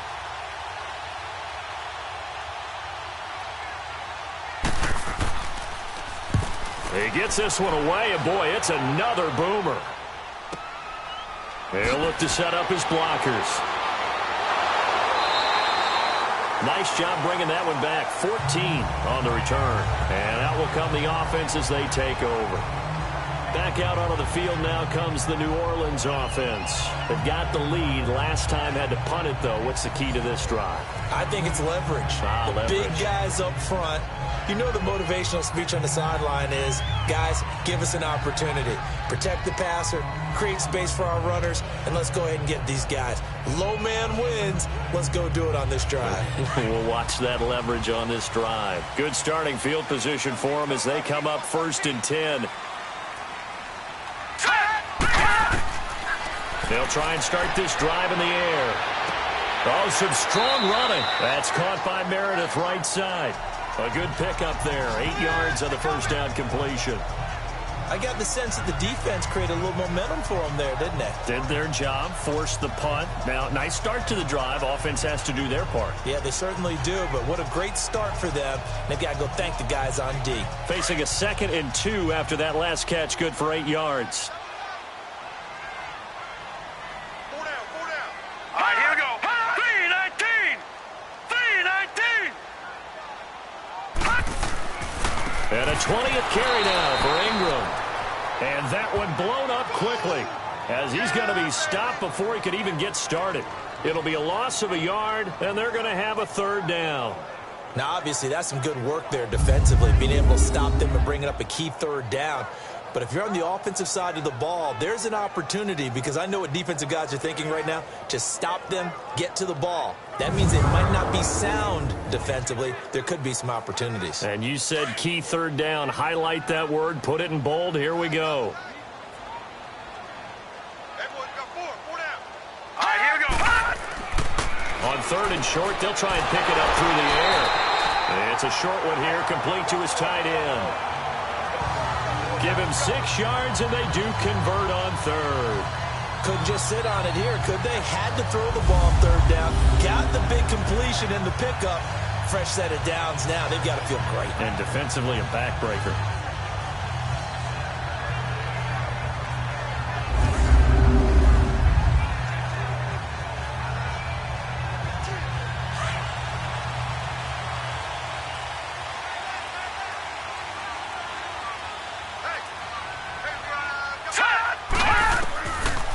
To throw now on 1st down.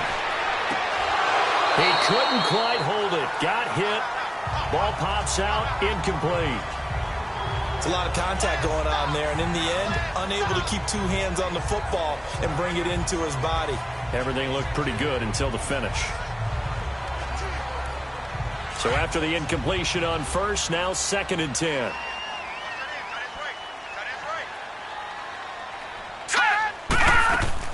On 2nd down, Kamara. And he stopped immediately there. The safety, Keanu Neal, there to make the tackle. And in this situation with the lead 4th quarter, they're liking keeping the ball on the ground, I'm sure. That's just smart football, but you know the defense has to know it as well. They've got to stop them here. So now we're going to see that loading the box in a big way. 6, 7, 8, 9, whatever it's going to take, puts a little bit more pressure on your big offensive line. Big play coming up. Here's 3rd and 10. I would expect to see some pressure here. All right, here we go. The pressure drops off as they'll look to throw. And a big loss here as he's taken down. Tack McKinley in there to make the play. It'll be a loss of 14, and it'll bring up a 4th down. I remember when I was a kid and all I wanted was a nickel so I could get that soda down at the fountain. And guess what? The nickel came into play well. 5 defensive backs, they covered well, allowed for the sack. Sodas were a nickel when you were a kid? No, I just needed the extra nickel so I could pay the proper price. Okay, how much were they? A dime? What were they? 15 cents.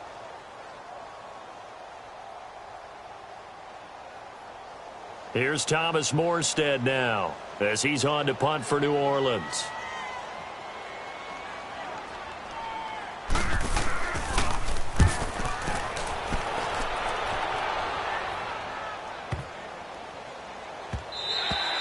And that hits at the 6 and carries into the end zone for a touchback.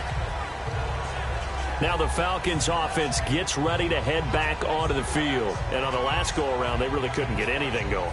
They had to punt from deep inside their own territory, which means you're going to lose the field position battle as a general rule.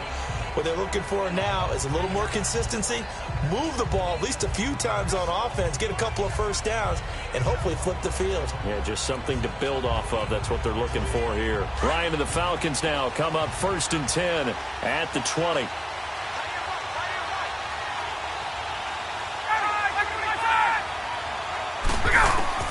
They'll throw on 1st down with Ryan. And seeing no options, he just tosses this one away, incomplete. Now that'll bring up 2nd down. I hope I don't sound too rah-rah on that one, but that's the exact right throw.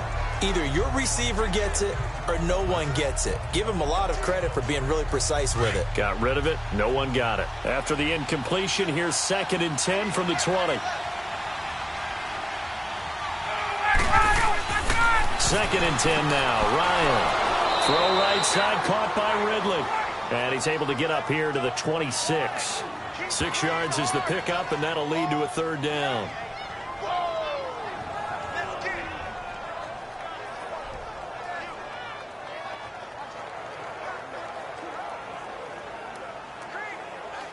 They face a 3rd and 4 after that last completion gets them 6.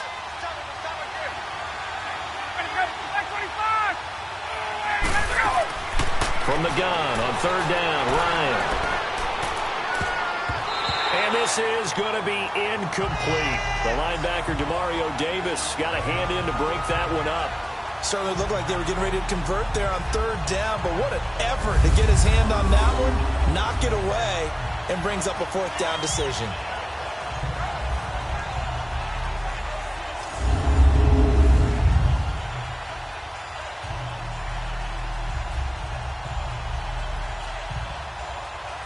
Here's Matt Bosher now, as they're forced to kick for the 6th time today.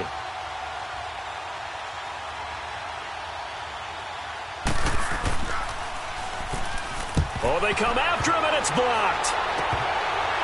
And they are going to take possession of the football. Well, if you were ever wondering, should I believe my special teams coach about, these plays are valuable? Think no more. Huge play, big block, and now they've set up their offense inside the 10-yard line. A chance to score. Out onto the field comes New Orleans. They're out in front. Last time they had to punt it away. We'll see if they can add to their lead now. They don't want to go out and punt it away again. This team now wants to get a cushion, put people away. They want to run their offense and have it end up in the end zone.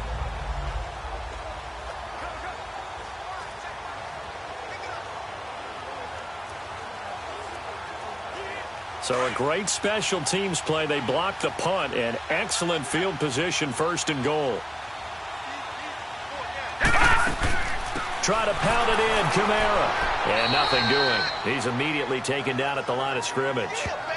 No gain on the play that time, and it sets up 2nd and goal. The 4th quarter here, they've got the lead. They want to keep it on the ground. That's what they're doing. Smart football. Keep the clock grinding. Keep it going. But you got to figure now, they're going to see more people stacked up at the line of scrimmage as they try and bleed it out. Hurry up, here we go. Green. Back to throw now on 2nd and 10. And this will be incomplete. Ben Watson was the intended target, the tight end. And it's 3rd down. Let's face it, perfection is something we all chase, whether it's playing this game or whatever we do. Hard to attain, but that's what they were searching for as that pass goes incomplete. A lot of tired bodies on that field, but this is a big play, 3rd and goal. Now let's go. They're going to look to throw. And that is incomplete.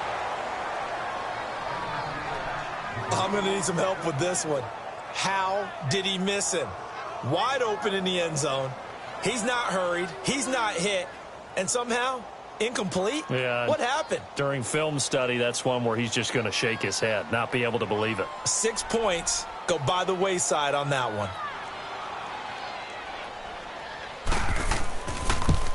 And Lutz's kick is good. And that will double their lead as it's up to 6. So they get the 3, but you wonder now, is that going to be enough? Excellent question, because when I look at the smiles on that side of the field, they're a little tight, aren't they? If they had scored a touchdown there, those would be big half-moon grins right now because they'd feel a whole lot better about their position. And a touchdown in the other direction, all of a sudden they're down.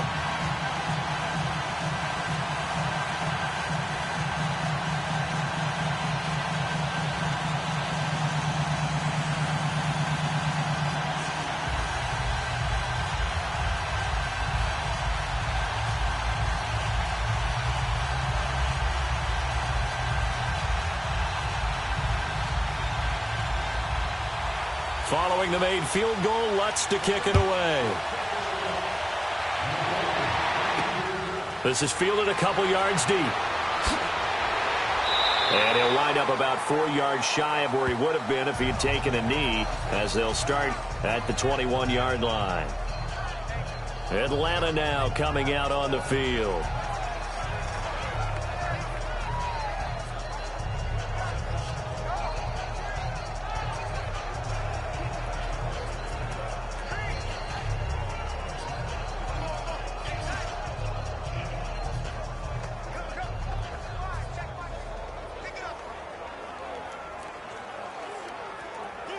Ryan will bring the Falcons up now 1st and 10 at their own 21.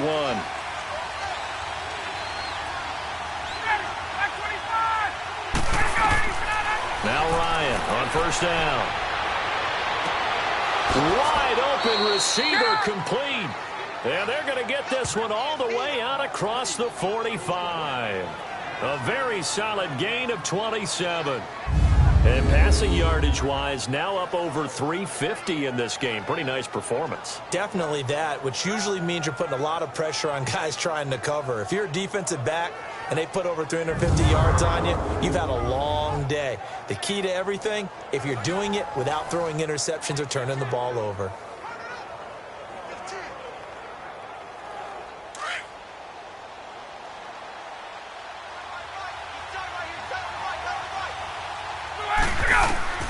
On 1st down, Ryan. Going underneath, it's Coleman. And he'll get it down to the 47 here. Call it a gain of 5, and it'll make it 2nd down. Now that's the type of play that gives you a chance to win. Nothing forced downfield where you don't have a guy open. Swing it out to the back, on maybe even check it down, whatever you want to call it. Gain of 5. If you're just trying to get 4 on 1st down, they're ahead of the chains now. 2nd and 5 after the 5-yard completion on 1st down. Now Ryan on 2nd down. And they will not get the connection there. It's incomplete. The defensive rookie of the year, Marshawn Lattimore, there in coverage for New Orleans. The out route's such a timing route that sometimes the guy throwing the ball just throws it almost blindly, just kind of counts on that timing winning. And in this case, the ball was batted away.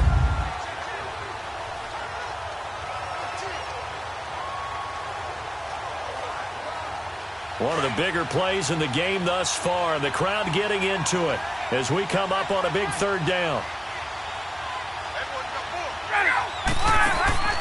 To throw again is Ryan. And he gets this one to Ridley complete. And that play goes nowhere. Taken down, losing yardage at the 50, right at midfield. And a loss of 3 to bring up 4. A pass for negative yardage, obviously no good. Maybe he shouldn't have thrown it, or maybe he shouldn't have caught it. And I think we were seeing it at the same time, weren't we? Maybe you let that one go, right? Because you can see the lost yardage about to develop. But that goes against every instinct of a receiver. They're taught to catch everything. So it's really hard to be mad at him and yell at him for trying to make that play.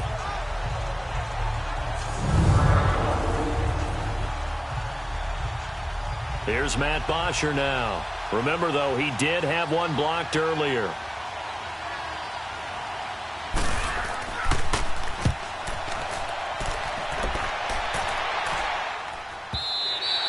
Now this is going to carry well into the end zone for a touchback.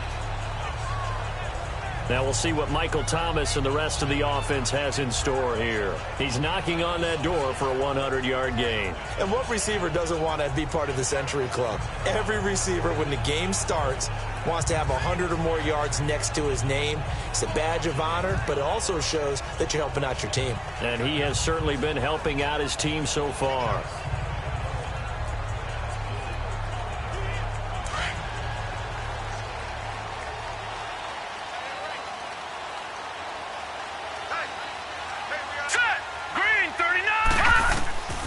They'll come out throwing here to start the drive. He's going to flip that out to the flat. It's complete.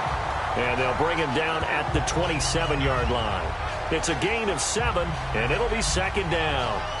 But it's tough to be a defender in today's NFL because there's so many things to account for in today's passing game, including the back sneaking out of the backfield.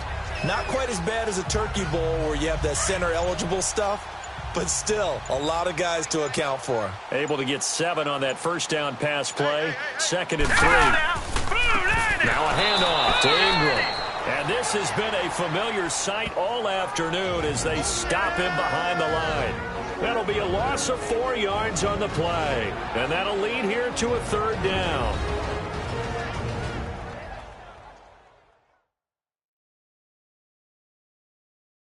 So it's Saints football as we get you reset.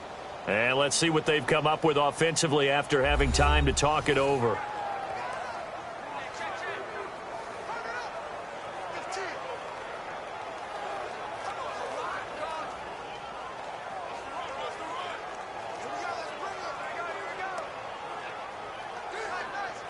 One of the bigger plays in the game thus far. The crowd getting into it as we come up on a big third down. Let's go! Green 39! They'll drop the throw. And this is going to be incomplete. Before the game, they were running the route tree about as efficiently and effectively as we could have possibly imagined, but sometimes the passes just go awry. Yeah, let's face it. When you're running the route tree in pregame, you don't have defenders breathing down your neck. You don't have defensive backs making plays on the football. Hard to replicate the intensity of the game in pregame. On fourth down, the punt team is on as this is sent away. This will be fielded at the 17. A big boot that time. 57 yards the official distance. And the Falcons will get it 1st and 10 from deep in their own territory. Here comes the Atlanta offense now ready to take over here. They punted last time they had it. What steps, Charles, you think they have to take to make sure they don't do that again? Well, let's just go to the football 101, the trade expression 101. Win first down. Make 5, 6, 7 yards on first down and make it a 2nd and 3, 2nd and manageable. Keep accumulating first downs that way. Keep moving the football. You don't want to get behind the sticks because then the defense has the advantage.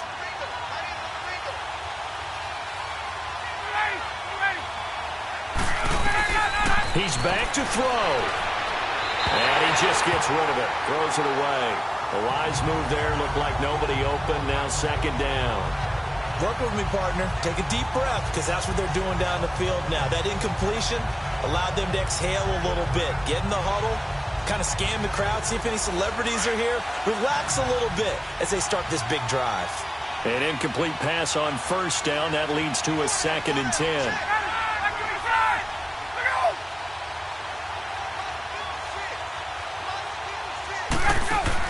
Back to throw.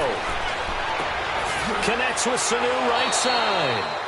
And now prior to this 3rd and 1, we're going to get a timeout here as they'll head to the sideline and talk over what to do next.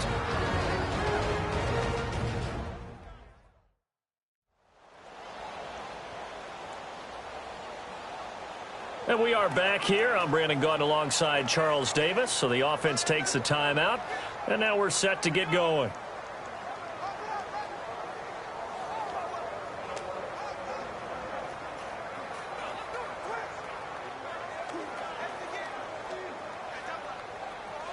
Came up a little short on the last pass play. They did get 9 yards out of it, leaving him with his 3rd and 1.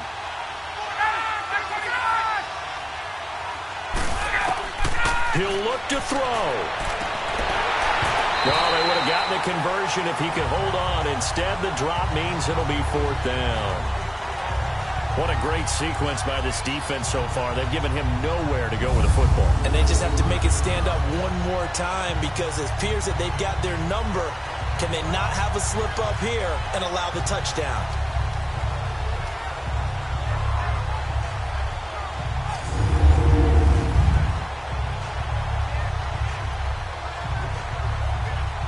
So down 6, and they know they need this one on 4th down.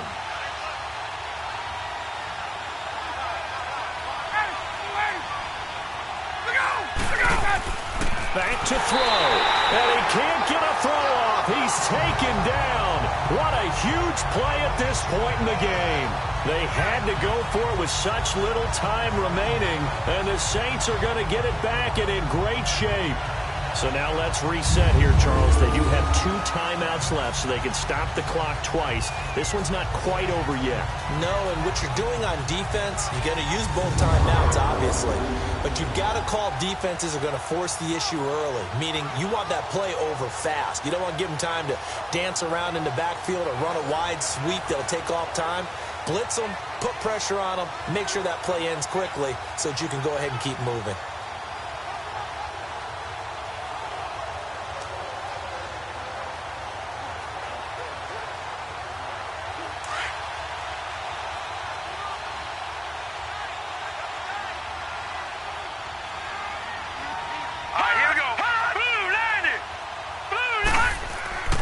This is Ingram on 1st and 10. And this has been a familiar sight all afternoon as they stop him behind the line.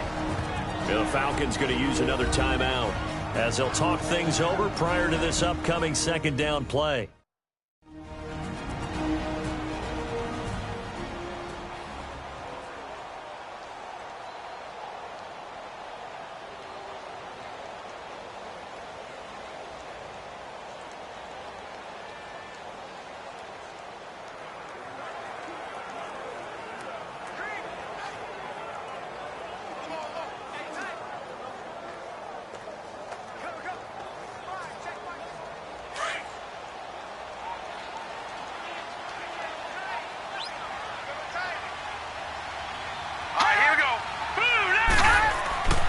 Again, they'll run with Ingram.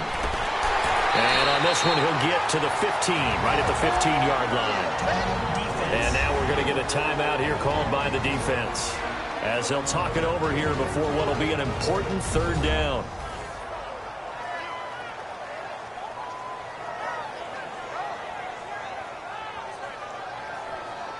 So the defense had a chance to catch their breath, and now they're back out and ready.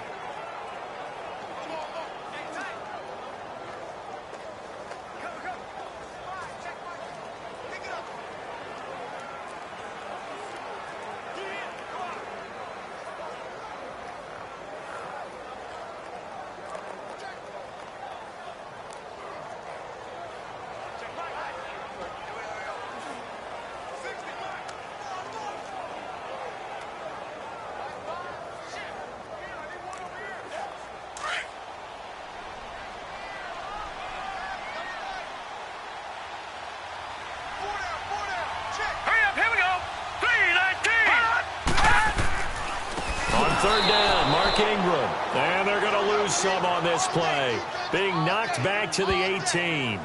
This will be a 2-yard loss on the play, and that'll bring up fourth down. Yeah, let me pump out my chest a little bit, even though I'm not rooting for either team.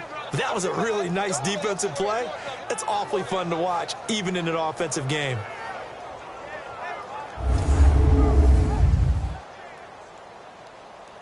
So on fourth down, out trots the kicker in a big spot here. This to make it a 2-score game. And Lutz puts this one through. And that will make this a 9-point lead. So yet another field goal to end a drive. That has been a very common theme. He's now hit 5 of them in this game. Yeah, Brandon, as an offense, you hate that you've had to call on your kicker so often. But you have to love the fact that time and time again, he's come through.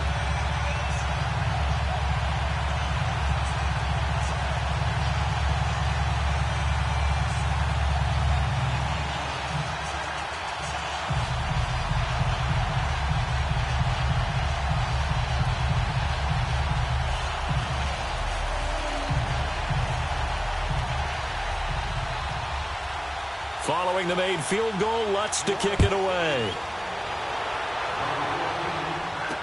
This is fielded a couple yards deep. And the decision to bring it out, a good one, as he's up a yard or two shy of the 30.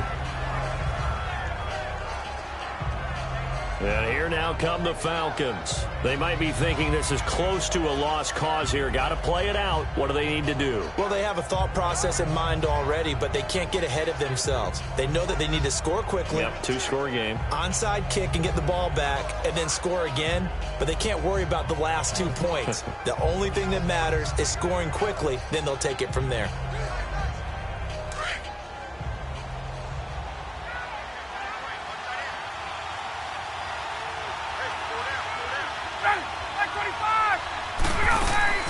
Here's Ryan. Caught by Sanu. And he'll get it up near the 35, right at the 34 here. A gain of 6 there on first. Clock running, and the Falcons moving with a sense of urgency. And now he clocks it with 19 seconds remaining. And that one drops to the ground. Incomplete. Clock stops here just inside of 20 seconds. 19 left.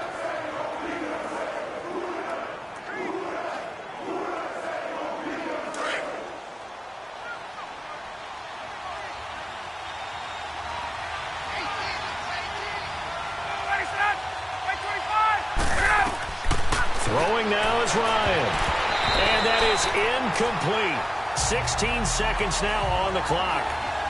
And I think we'll probably see him go for it here on 4th down. No reason not to. Down a couple of scores, they have to try and make something good happen. And they're indeed going to go for it here on 4th down. So trailing here in the last quarter. Let's see how this plays out. As expected, they're going for it to keep the drive alive. And this is intercepted, and that should do it. Picked off by Marcus Williams. And they have possession, and they have it at the 38-yard line. Obviously disappointing, but you had to go for broke here, down 2 scores. So that forced you to make some throws you definitely wouldn't want to make. And I think this interception is going to pretty much write an end to this one.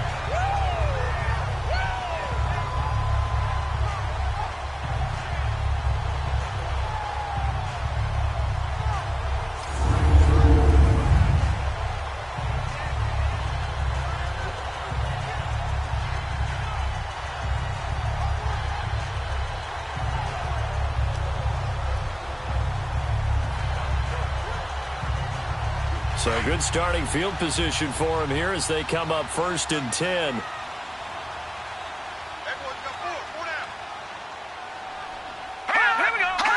So he'll take a knee here to wrap this one up, and he's going to want to keep that game ball. He was sensational.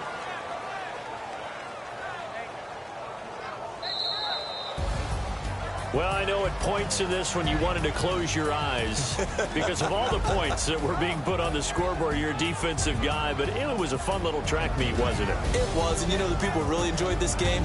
They're the ones that like going to batting practice at the Major League Baseball parks, right? Seeing the 14-11 game, that sort of deal, that's right up their alley with what we saw in this one.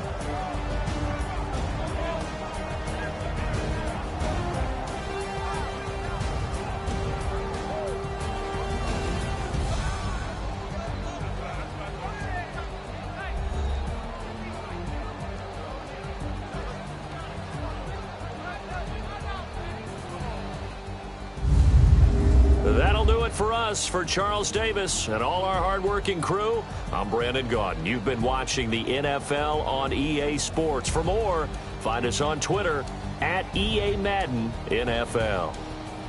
The Saints are winners here as we say so long from New Orleans.